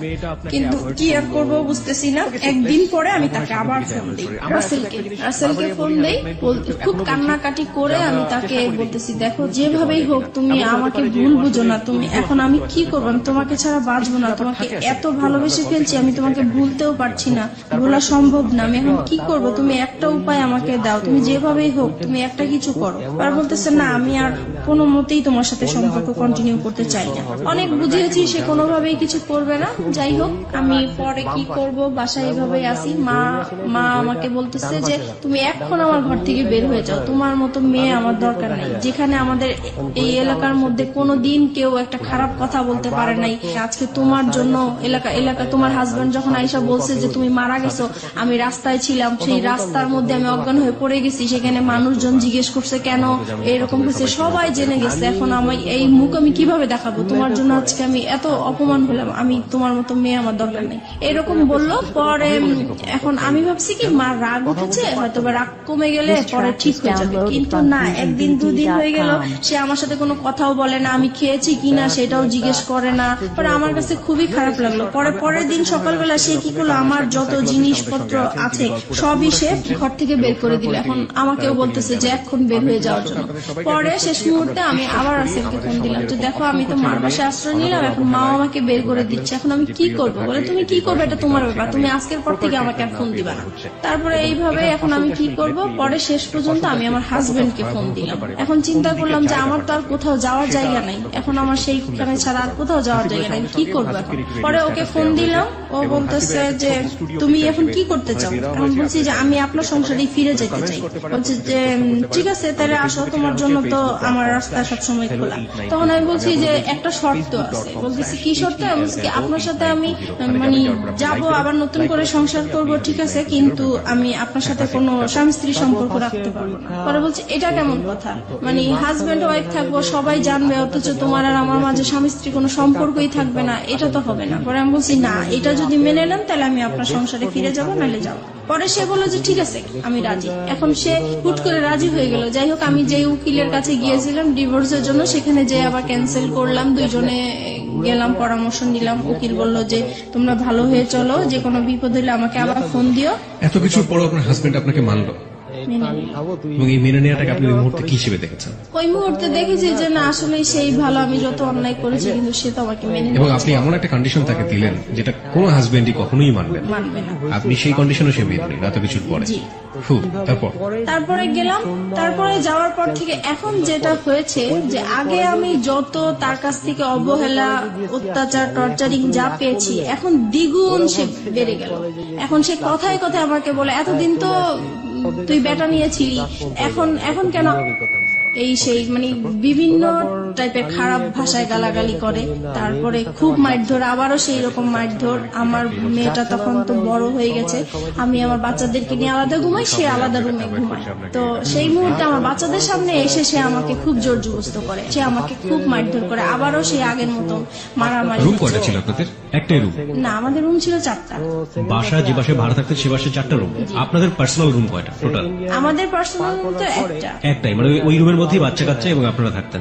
না, আমি আমার বাচ্চাদেরকে নিয়ে থাকতাম আর ও আলাদা রুমে থাকতো। তার মানে দুটো রুম ছিল আপনাদের? তাহলে এই যে এই কাজগুলো যখন হয় বা এরকম যখন, তখন বাচ্চা কাচ্চাদের সামনে মারধর কেন করবে, বা বাচ্চা কাচ্চাদের সামনেই কেন এই ডিমান্ড গুলো আসবে? সে মানে আমাকে বলতো তার রুমে যাওয়ার জন্য, আমি যেতাম না, তাই তখন আপনার রুমে চলে আসতো? আমার রুমে চলে আসতো। তারপরে যেটা হয়েছে মানে এরকম জোর করতো। একটা সময় আমার বাচ্চারা জাগনা থাকতো, তারপরেও সে জোর জবরদস্ত করতো। আমি তাকে এত বলতাম যে দেখেন আমার বাচ্চাগুলো আছে, ওরা তো বুঝতেছে, কেন আপনি ওদের সামনে এরকম করতেছেন? বলতেছে তুই তো খারাপ হয়ে গেছিস, তুই যে খারাপ এটা ওরা জানার দরকার আছে, ওদের বোঝার দরকার আছে, সেই জন্য এরকম করি। তারপরে থেকে কি হতো, আমি রাতে আর ঘুমাতাম না, আমি সারা রাত জেগে থাকতাম। আমার সারাক্ষণ ভয় করতো যে সে কখন আসে, কখন মারধর করে, তাই ঘুমাতাম না। এক সময় সে আমার বালিশ, আমার কাঁথা এগুলো নিয়ে যেত যেন আমি ঘুমাতে না পারতাম। সে মানে ফ্যান বন্ধ করে রাখতো, লাইট জ্বালায় আপনি এরকম রাখতো। ক্রেজি কেন হয়ে গেলেন? আপনি স্বামী হিসেবে তাকে মানছেন, স্বামীর অধিকার তাকে দিচ্ছেন না কেন? কারণ দিচ্ছি না, আমার শুধু এটা মনে হচ্ছে যে তার জন্যই আমি আমার রাসেলকে হারালাম। সেই মুহূর্তে রাসেলকে মানে ভুলতে পারছি না, রাসেলের জন্য আমার খুব কষ্ট হচ্ছে। যেখানে প্রত্যেক দিন আমি রাসেলের সাথে দেখা হয়, একদিন দেখা না হলে আমার খুব কষ্ট হয়। সেই মুহূর্তে তার সাথে আমার কথা হচ্ছে না, দেখা হচ্ছে না, আর সে মানে রাসেল আমার সাথে এরকম বিহেভ করলো একমাত্র তার জন্যই, এটা মনে হয়েছিল আমার তখন সেই মুহূর্তে। চিন্তা কাজ করলো যে ওই মেয়েটাকে আবার চলুন আমরা ফিরে যাই মিতার কাছে। মিতা, যে জায়গাটিতে আমরা ছিলাম, আপনি বলছিলেন যে আপনার হাজবেন্ডের সাথে, তখনও তিনি আপনার হাজবেন্ড, যদিও আপনি মন থেকে মানতে পারেন না, আপনার কাছে ওনার স্বামীর অধিকার চাওয়াটাই স্বাভাবিক, সেটা আপনি দিতে পারতেন না। এবং সেখানে খুব সহজ সরল একটা কথা আপনি বলেছিলেন একটু আগে, যেটা অনেকেই স্বীকার করবেন না। The real hard truth is যে ওই ছেলেটা, যে ছেলেটার সাথে আপনার অ্যাডাল্ট্রি সম্পর্ক, অ্যাডাল্ট্রি মানে অনেকেই বুঝবেন বাংলাতে হয়তো পরকীয়া বলে এটাকে, ওই অ্যাডাল্ট্রি সম্পর্কে এক ধরনের লাভ বলতেছেন আপনি সেটাকে, এবং মনে হতো যে ওই ছেলেটাকে তো সরে যাওয়ার পেছনে এই আমার হাজবেন্ডই দায়ী। তাই করতে পারবো। তারপর হচ্ছে এরকম জোরাজোরি করতে থাকে। একদিন আমি বলেছিলাম যে আসলে আমার মনটা তো খুব খারাপ, আমার শারীরিক অবস্থা খারাপ, মানসিক অবস্থা খারাপ, এর জন্য হচ্ছে না, আমি একটু সুস্থ হয়ে নেই। তো বলতেছে তো কি করা উচিত? তো আমি বলতেছি তাহলে আমার একটু ডাক্তারের কাছে যাওয়া উচিত, মানসিক ডাক্তারের কাছে যাওয়া উচিত। তো সে বললো ঠিক আছে তাহলে যাও তুমি। পরে আমি পিজি হসপিটালে যাই, ওখানে দেখাই একজন বিশেষজ্ঞকে। তারপরে সব কথাই ওনাকে বললাম, উনি আমাকে প্রেসক্রিপশন করে দিল, আমাকে নিতে বললো। আমি ওই হসপিটালে গিয়েছিলাম, তো ওখানে জ্যামের জন্য আমি কিছু সময় আর কি ব্যয় হয়েছে আমার, তো আসতে দেরি হচ্ছিল। আমাকে ফোনের উপরে ফোন করে যাচ্ছে, ফোনের উপর ফোন করে যাচ্ছে। তো আমি বলতেছি আমি তো জ্যামে পড়ে আছি, এজন্য আসতে দেরি হয়েছে। পরে যাই হোক বাসায় আসলাম, আসার পরে সে কি করলো, আমাকে টেনে নিয়ে অন্য একটা তার রুমে নিয়ে গেল, নিয়ে যে আমার মানে কাপড় চোপড় যা আছে সব খুলে আমাকে চেক করতে লাগলো। তো আমি বললাম কি ব্যাপার, আপনি এরকম করছেন কেন? বলতেছে তুই এত দেরি করলি কেন, নিশ্চয়ই তুই কারোর সাথে কিছু করে আসছিস, সেটাই আমি চেক করছি। তখন এইভাবে আর কি পরে আরো অশান্তি, সেই দিন আমাকে খুব মারধর করলো। পরে আমি চিন্তা করলাম যে না আমি আর থাকবো না, কিন্তু থাকবো না তো কোথায় যাব বুঝতেছি না। পরে সেদিন রাতে আবার সে কোথায় জানি ছিল, বাসায় আসা নেই। পরে সেদিন রাতে আমি আবার মনে হলো যে আমি একটু রাসেলকে ফোন দিই, একটু ট্রাই করে দেখি আমার। পরে আমার কাছে একটা ফোন ছিল, আমি লুকিয়ে রাখছিলাম ওইটা, আমার তো এমনিতে ফোন টোন সব নিয়ে গেছে। তারপরে যেটা ছিল সেটা আমি লুকিয়ে রাখছি, ওইটা বের করে আমার আলাদা একটা সিম ছিল, ওইটা দিয়ে আমি রাসেলকে ফোন দিয়েছি। পরে ফোন দেওয়ার পরে রাসেল কি করলো, মানে খুব কান্নাকাটি, মানে কান্না কান্না কণ্ঠে সে আমার সাথে কথা বললো, আর আমি তো কান্না করতেছি। পরে আমি বলতেছি যে কি ব্যাপার, কেমন আছো? তো সে বলতেছে যে আমি তো ভালো নাই, তোমাকে ছাড়া আমি কিভাবে ভালো থাকবো? তো এটা শুনে আমার আরো বেশি কান্না বলে, কারণ তার প্রতি এখনো আমার ভালোবাসা আছে। তো আমি বলছি কি ব্যাপার, তুমি এরকম কথা বলছো কেন? তোমার জন্যই তো আজকে আমি এখানে চলে আসছি, তুমি কেন এই ধরনের কথা বলতেছো? বলে যে আমি তো তখন বুঝতে পারি নাই, তুমি চলে গেলে আমার এতটা কষ্ট হবে, আমি আসলে খুব কষ্টে আছি। তো বলছি দেখো আমিও তো কষ্টে আছি, আগে যেরকম যন্ত্রণা করতো তার চাইতে এখন আরো বেশি বেড়ে গেছে, তাই আমি থাকতে পারছি না। পরে বলতেছে তাহলে তুমি এক কাজ করো, তুমি আর একটা মাস থাকো, একটা মাস পরে আমি তোমাকে যে কোনো একটা কিছু করব। তো আমি বলছি দেখো আমার কাছে আমি যদি একটা মাস থাকি তাহলে আমার এখানে লাশ বের হবে, আমি আর থাকবো না, ও যেভাবে আমাকে টর্চার করতেছে। পরে বলতেছে তাহলে তুমি কি করতে চাও? এখন আমি বলছি কি দেখো আমি ওকে আজকেই বের হয়ে যেতে চাই, বের হয়ে ওকে আমি একটা ডিভোর্স দিয়ে দিব সাথে সাথেই। তারপরে আমি কারো কাছে ধরো এক মাস, তুমি যেহেতু সময় নিতে চাচ্ছ, এক মাস আমি কোথাও আশ্রয় নিব, তারপরে তুমি যেটা করবে আমি সেটাই প্রস্তুত থাকবো। পরে বলতেছে যে ঠিক আছে তাহলে তুমি যেটাই করো ভেবে চিন্তে করো। পরে আমি কি করলাম, পরে আমি এখন বের হয়ে যাব। পরের দিন চিন্তা করছি, কাপড় চোপড় নিয়েছি, মানে পড়েছি। এখন সে আমার পার্স আর মোবাইল তো আটকে রাখছে, আমি তো নাম্বার কার সাথে যোগাযোগ করবো বা কিছু সেই রকম কোনো ব্যবস্থা নাই। পরে আমি বলতেছি আমার পার্সটা আমি একটু বাইরে যাব। সে বলে বাইরে কোথায়? আমি বাইরে আমার একটু কাজ আছে, আমি যাবো। সে আমাকে যেতেই দিবে না। পরে এটা নিয়ে অনেক মারধর হইলো। তারপরে বিকাল দিকে বলতেছে কি যে আচ্ছা ঠিক আছে আপনার পার্স আপনার মোবাইল আমি সবই দিব, কিন্তু এখানে হচ্ছে আমার কথা শুনতে হবে কি, যে কালকে আমরা আমার মেয়েটা যখন বাইরে যেতে চাচ্ছে, তাহলে কালকে আমরা ঘুরতে যাই, তারপরে আপনি যা বলবেন তাই আমি শুনবো। তা বলছে ঠিক আছে, তাহলে আমার মোবাইল আমার পার্টস আমার কাছে দিয়ে দিতে হবে। বলছে ঠিক আছে দিয়ে দিব। পরে আমি এই ইয়েতে, সেদিন শুক্রবার ছিল, স্কুল বন্ধ ছিল, তো সেই ফাঁকে আমরা ঘুরতে বের হয়েছি। আর আমার উদ্দেশ্য ছিল যে আমি কোন রকম ঘর থেকে বের হতে পারলেই হয়েছে। এই পরে আমি ওদের সাথে এর জন্য রাজি হয়েছি যাওয়ার জন্য। পরে আমি যখন বাইরে বের হওয়ার পরে কিছু দূর আসার পরে আমি বলতেছি আপনারা আপনাদের মতো যান, আমি আমার মতো যাই। সে তো এই ক্ষেপে গেছে, কি ব্যাপার, মানে কি বলতে চাচ্ছে? বলছে আমি আর আপনাদের সাথে যাবো না। কোথায় যাবো? আমি আমার মতো যাবো। কোথায় যাবো? আমি যেখানেই যাই আমি আপনার সাথে আর যাবো না, আপনার সাথে থাকবো না।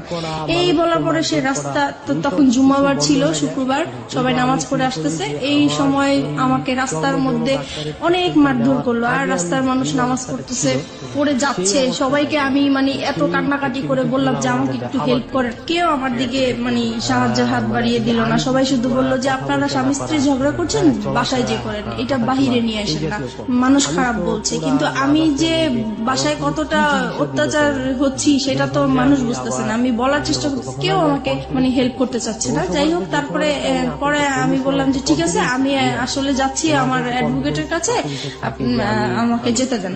পরে সে বললো যে ঠিক আছে আমিও যাবো। চলেন যাই। পরে রাজি হলো। পরে রিক্সা নিল, আমরা রিক্সার মধ্যে উঠলাম। পরে রাস্তায় যে সার্জন থাকে, আমি হঠাৎ করে সার্জনকে দেখে রিক্সা থেকে নেমে গেলাম। পরে আমি সার্জনকে বললাম যে আপনি আমাকে একটু হেল্প করতে পারেন? তো বলে কি বিষয়? অবশ্যই আমার হাজবেন্ড ওয়াইফের একটু ঝগড়া চলছে, আমি আসলে ওর সংসার করতে চাচ্ছি না, কিন্তু আমাকে ঘর থেকে বের হতে দিচ্ছে না, আমাকে ডিভোর্সও দিতে দিচ্ছে না। পরে বলছে যে এটা তো আসলে ফ্যামিলি সমস্যা, এটা তো আমরা কিছু করতে পারি না। আমি বলছি না, আমি আসলে ওর সাথে কোনো মতেই যাবো না, আপনি যে কোনো আমাকে একটা হেল্প করেন। পরে ওনারা সেটা হচ্ছে রামপুরা থানার এরিয়াতে, তখন সে থানায় ফোন দিয়েছে। পরে থানা থেকে গাড়ি আসছে, পরে আমাকে নিয়ে গেছে থানায়। পরে থানায় যাওয়ার পরে আমার বাচ্চারাও আমার সাথে ছিল। যখন থানায় গিয়েছি তখন ওই পুলিশরা জিজ্ঞেস করতেছে কি ব্যাপার, আপনার সমস্যা কি? তারপর আমি সবকিছু খুলে বললাম। এখানে একটা জিনিস আমি মিস করে গেছি, যেদিন বৃহস্পতিবার দিন রাতে সে যখন আমার সাথে রাতে এসছিল তখন আর কি আমি দেখে সে পরে আমার রুম থেকে চলে গেছে। চলে যাওয়ার কিছুক্ষণ পরে যখন আমি ঘুমায় পড়ছি, তখন সে কি করছে, ওই যে মশলা বাটে পাটা পুতা যেটা বলা হয়, ওইটা নিয়ে আসছে, আমার মাথায় বাড়ি দিয়ে আমাকে মেরে ফেলবে। পুতা দিয়ে মেরে ফেলতে চাইছিল, সেটা আমার মেয়ের জন্য আমি বেঁচে গেছি। তারপরে শুক্রবারে আমি ডিসাইড করলাম যে এখানে আমি থাকবো না, যেহেতু আমার জীবনের ঝুঁকি হয়ে যাচ্ছে। তারপর সেই ঘটনাগুলোই আমি থানাতে বললাম। তারপরে ওনারা বলল যে আমরা শিওর আপনারা আর 1 মাস 2 মাস পরে আবার মিলে যাবেন। আমি এরকম কেস অনেক দেখেছি, কিন্তু আপনারা ওনার নামে মামলা করা বা জিডি করা এটা ঠিক হবে না, আপনারা মিলে যান। ওনারা অনেক বোঝাচ্ছে আমাকে মিলে যাওয়ার জন্য, কিন্তু জায়গা থেকে এটা পারফেক্ট। তারপরে ওনারা জিডি লিখবেও না, বলতেছে না আমরা লিখবো না। পরে যাই হোক অনেক কিছু বললাম আমি, তারপরে লিখলো, জিডিটা লিখলো। লেখার পরে আমাকে বলতেছে যে আপনি এখন কোথায় যাবেন? আমি এখন আমার একটা দুঃসম্পর্কে বোন আছে, ওনার বাড়িতে যাব, ওখান থেকে যেয়ে আমি তাকে ডিভোর্স দিব। বলছে যে ঠিক আছে, আপনি যখন থাকবেন না তাহলে তো আর জোর করার কিছু নেই, আপনি চলে যান। আমি বলছি যে দেখেন, আমি এখন যদি চলে যাই, সে আমার পিছে পিছে যাবে, রাস্তায় একটা সিন ক্রিয়েট করবে, আপনারা আমি যাওয়া পর্যন্ত ওনাকে আটকে রাখেন। তো বলছে ঠিক আছে আমরা করতেছি। পরে ওকে আটকে রাখছে, আমি চলে আসছি আমার একটা দুঃসম্পর্কের বোনের বাসায় চলে আসছি। আসার পরে ওদের কাছ থেকে 2-3 দিন শুক্রবার শনিবার হচ্ছে সরকারি অফিস বন্ধ থাকে, আদালত বন্ধ থাকে, তাই আমি ওকে ডিভোর্স দিতে পারি নাই। রবিবারে আমি ওকে ডিভোর্স দিয়ে দিয়েছি। তারপর ডিভোর্স দেওয়ার পরে আমি রাসেলকে জানিয়েছি যে দেখো আমি ওকে ডিভোর্স দিয়েছি, আমি চলে আসছি। পরে বলছে ঠিক আছে, তাহলে তুমি এখন কি করতে চাও? তুমি যদি এখন ঢাকায় থাকো তাহলে তো তোমাকে ধরে নিয়ে আবার, আর ডিভোর্সের বিষয়টা আমাকে উকিল বলেছে যে 3 মাসের মধ্যে যদি আপনাদের আবার মিল হয়ে যায় তাহলে এই ডিভোর্সটা ক্যান্সেল হয়ে যাবে, আর 3 মাসের পরে যদি কিছু হয় তাহলে ডিভোর্সটা সম্পূর্ণ হবে। তাই এখন চিন্তা করতেছি যে 3 মাস আমাকে অন্তত ওর কাছ থেকে দূরে থাকতে হবে, কি করা যায় এখন। পরে আমি রাসেলকে বললাম যে দেখো আমি তো আমার এরকম আপন মার সাথে একবার দেখা করেছিলাম, সে বলেছে যে কোনো সময় যদি আমার কাছে আসতে চাও, তুমি একটা অ্যাড্রেস দিয়েছিল, সেই অ্যাড্রেসটা আমার মনে আছে, আমি তো ওইখানে যাবো। তো বলছে ঠিক আছে যাও, আর তোমার মার সাথেও দেখা করে আসো, ভালোই হবে বিষয়টা। তো আমার মার বাড়ি আর দাদাবাড়ি কাছাকাছি ছিল, কিন্তু দাদাবাড়ি আমি যাই নাই, কারণ হচ্ছে যে আমার প্রত্যেকটা কাগজপত্রের মধ্যে আমার দাদাবাড়ির অ্যাড্রেস ছিল। সে ভালো, আমার হাজবেন্ড ভালো করেই জানে যে ওই অ্যাড্রেসটা। আমার চিন্তা ছিল ওখানে গেলে আমাকে খুঁজে বের করে ফেলবে, এরকম কিছু মনে হয়েছিল আমার কাছে। সেজন্য আমি আমার দাদাবাড়ি যাইনি, আমার নানা বাড়িটা খুঁজে বের করছি। খুঁজে বের করার পরে গিয়েছি ওখানে। সবাই আমাকে প্রায় অনেক বছর পরে আমাকে দেখেছে, সবাই ছোট দেখেছে, কেউ চিনতেও পারে নাই। যাই হোক, পরিচয় দেওয়ার পরে সবাই খুব কান্নাকাটি করলো, এত বছর পরে তোমাকে দেখলাম, আমরা আশাও করি নাই। ওখানে ছিলাম, ভালোই ছিলাম কিছুদিন। হঠাৎ করে সে আমাকে মানে কিভাবে জানি জানতে পারলো আমি ওখানে আছি। তারপরে সে আমার নানা বাড়িতে আমাকে খুঁজতে গেল। পরে মানে আপনার হাজবেন্ডের নাম কি ছিল? আমার হাজবেন্ড নাম জামান ছিল। জামান, মানে জামানই খোঁজটা পেল। ওকে, তারপরে সে আমার মামা বাড়ি গেল। যাওয়ার পরে ওখানে যে, আর গ্রাম সাইডটা হচ্ছে এরকম যে মেয়েরা স্বামী ছেড়ে অন্য কোথাও চলে যাবে, এটা খুবই একটা খারাপ চোখে দেখে। এবং বাতাসের আগে কথা ছিল। জি। Right. So we know the situation. Ultimately কি হলো? আলটিমেটলি সে ওখানে যে আমার মামাকে বলল যে আমি অন্য একটা ছেলে হাত ধরে চলে আসছি, এই সেই পুরো ডিটেল কাহিনী যেটা বললো, দ্য রিয়েল স্টোরিটাই বলেছে। তারপরে গিয়েছে ব্যাপারটা, কারণ পৃথিবীর কেউ এটা বিলিভ করবে না, এবং মেয়েটার যে আসলে কোনো কারণ থাকতে পারে ওখানে যাওয়ার, সেটাও সে কেউ মানতে চাইবে না, যেমন ভাবে মানতে চাচ্ছে না ফেসবুকের অসংখ্য শ্রোতা। ওই তো গ্রামের সবাই আর কি আমাকে খারাপই বলছে। তারপরে আমার মামা শুধু একটাই বললো যে দেখো, তুমি যদি কোনো না কোনো ভাবে অশান্তি যদি নাই করে থাকো, তাহলে সে এত বছর পরে দুইটা বাচ্চা ফেলে কেন বের হবে? বুঝলাম তার অপরাধ আছে। আচ্ছা যাই হোক, তুমি যদি তোমার মা বাবাকে এখানে আমাদের কাছে নিয়ে আসতে পারো আর আমাদের কাছে সরি বলবা, আর এরকম কখনোই এরকম কিছু হবে না যদি বলো, তাহলে আমি তোমার কাছে উঠাই দিব। The big point and the question is, শান্তির জন্য সে রাসেলের হাত ধরেছে। শান্তি কি সে শেষ পর্যন্ত পেয়েছে? আমরা অনুষ্ঠানের শেষের দিকে চলে আসছি ধীরে ধীরে। ওকে ফাইন, আমি রাসেলের প্রসঙ্গে স্ট্রিক থাকতে চাই। রাসেলকে আপনি তো ডিভোর্স দিয়ে দিলেন, তারপরে কি আপনি বললেন যে এবার আমাদের বিয়ে করা উচিত? রাসেলকে হ্যাঁ বলেছি, তো সে বলেছে, তখন বলেছে যে 3 মাস পার না হলে তো করতে পারবে। ফাইন, 3 মাস পরে কি হলো? তারপরে হচ্ছে পরে আমি বলতেছি দেখো আমার তো কিছু সমস্যা আছে, লোন আছে, এখন আমি লোনগুলো শোধ করতে হবে, তাছাড়া ফ্যামিলিতে এখন আমি খুব বিপর্যয় অবস্থায় আছি, এখন আমি বিয়েটাই করতে পারবো না, আরো কিছু পরে করবো তোমাকে। সেটা কতদিন পরে? সেটা বলতেছে সেটা 6 মাস হতে পারে, 1 বছর হতে পারে। পুরোপুরি অনিশ্চয়। ততদিনে কি আপনার ছেলে মেয়েগুলোকে আপনার কাছে থাকে নাকি আপনার জামানের কাছে?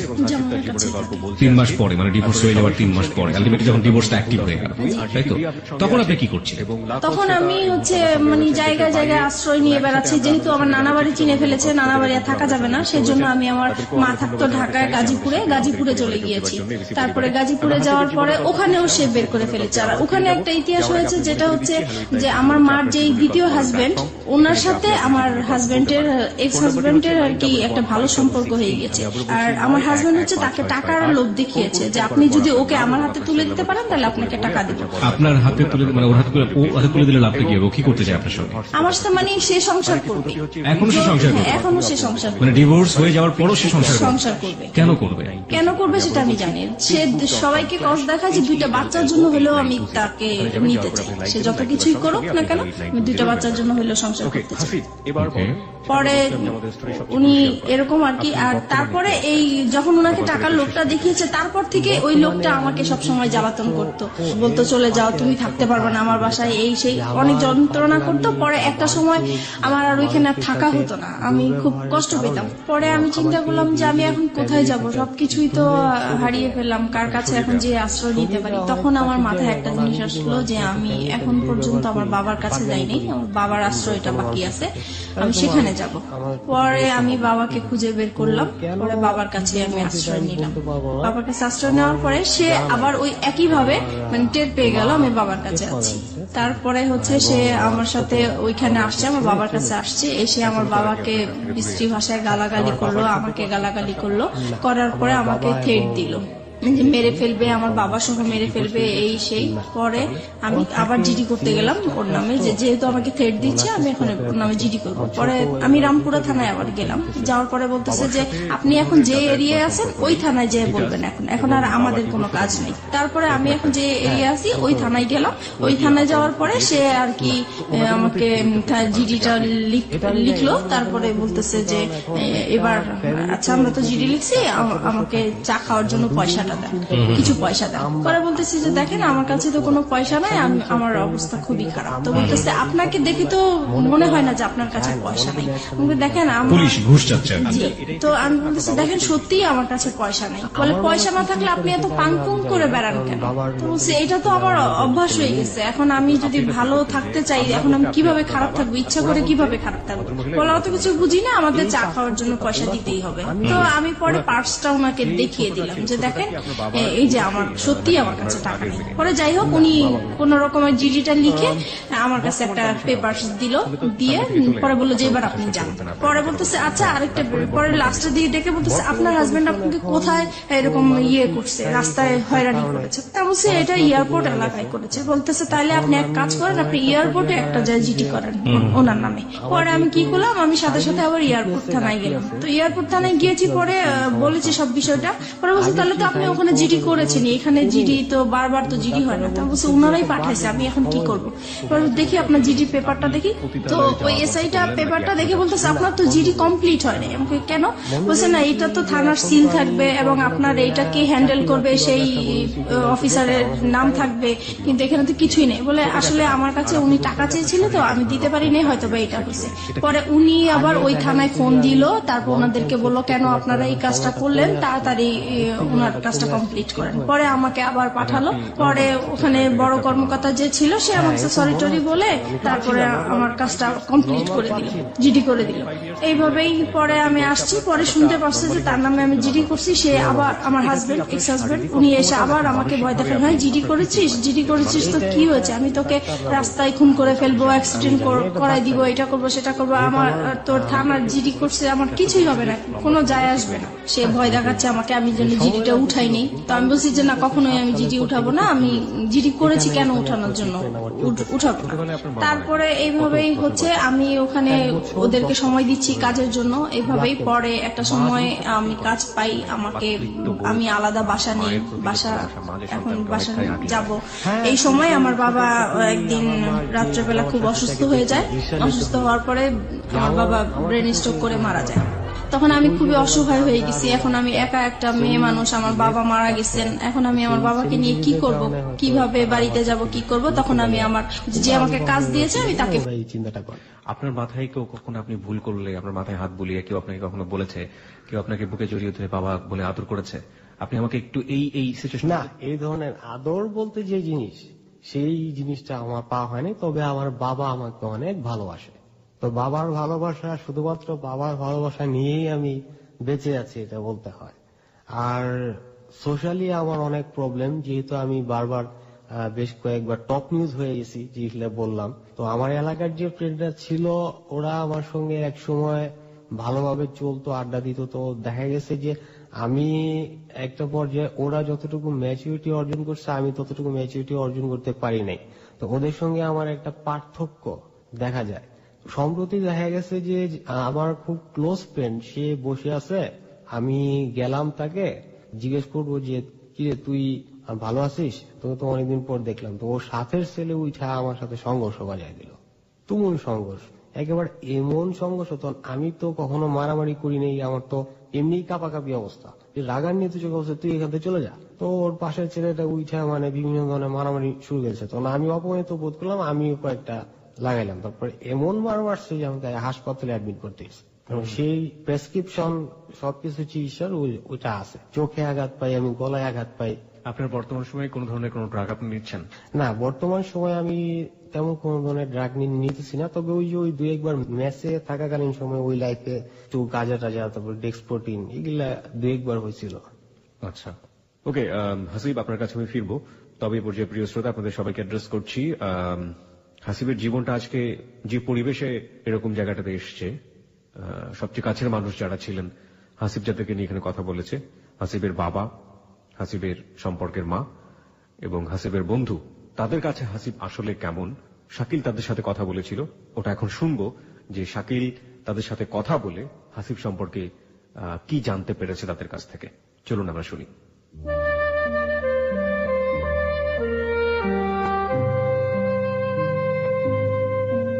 ময়মনসিংহের মাসকান্দা থেকে হাসিব যখন আমাদের হ্যালো 8920 তে ফোন করে, এরপরই আমরা তার সাথে যোগাযোগ করি।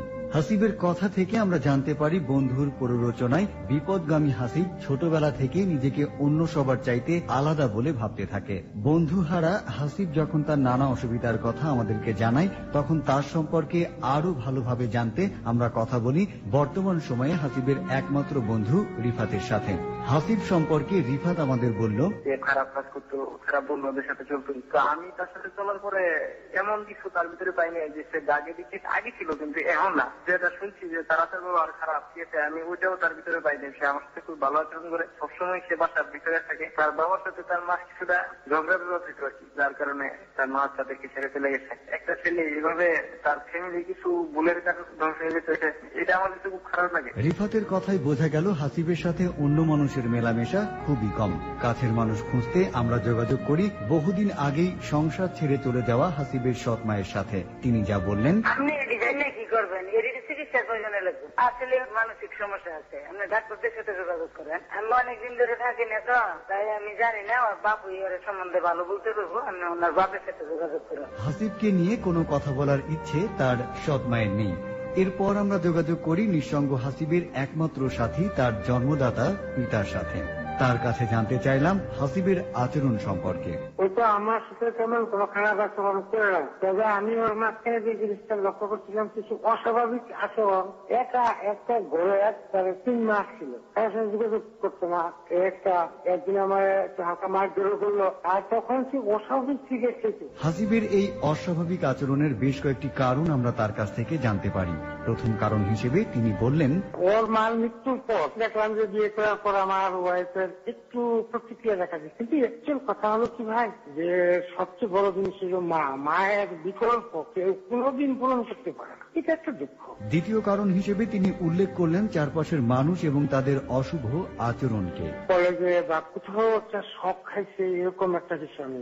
সবচেয়ে বড় ব্যাপারটা হলো যে ও তো ওর কাছে আমি বড় করছি ধানমন্ডি এলাকায়, তারপরে মাইমিসিং এলাকার পরে একটু পল্লী এলাকার মানুষ কিন্তু অতটা ভদ্র না, যে আচরণ করে তার সাথে সে অ্যাডজাস্ট করতে পারতেছে না, এটা একটা বিষয়। ও হয়তো হচ্ছে ফালতু বিষয় নিয়ে মানুষ হাসাহাসি করে, কোন বিষয়ই না, তারপরে ওকে দেখে মানুষ এটা দিয়ে টিকচারিমূলক ভাবে হাসছে, কিন্তু ওর মনে এগুলো রেখাপাত করতে। পরবর্তীতে কারণ হিসেবে কিছুটা ভুল চিকিৎসাও রয়েছে তার সন্দেহের তালিকায়। আমার মনে হয় ভুল চিকিৎসা হয়েছে, কারণ ওই চিকিৎসাকে ঔষধগুলা ওর ভিতরে প্রয়োগ করলে প্রতিক্রিয়ায় দেখা দিচ্ছে। বমি হয়েছে, খেতে পারছে না, ঘুমাইতে পারছে না, মাথা লেগেছে।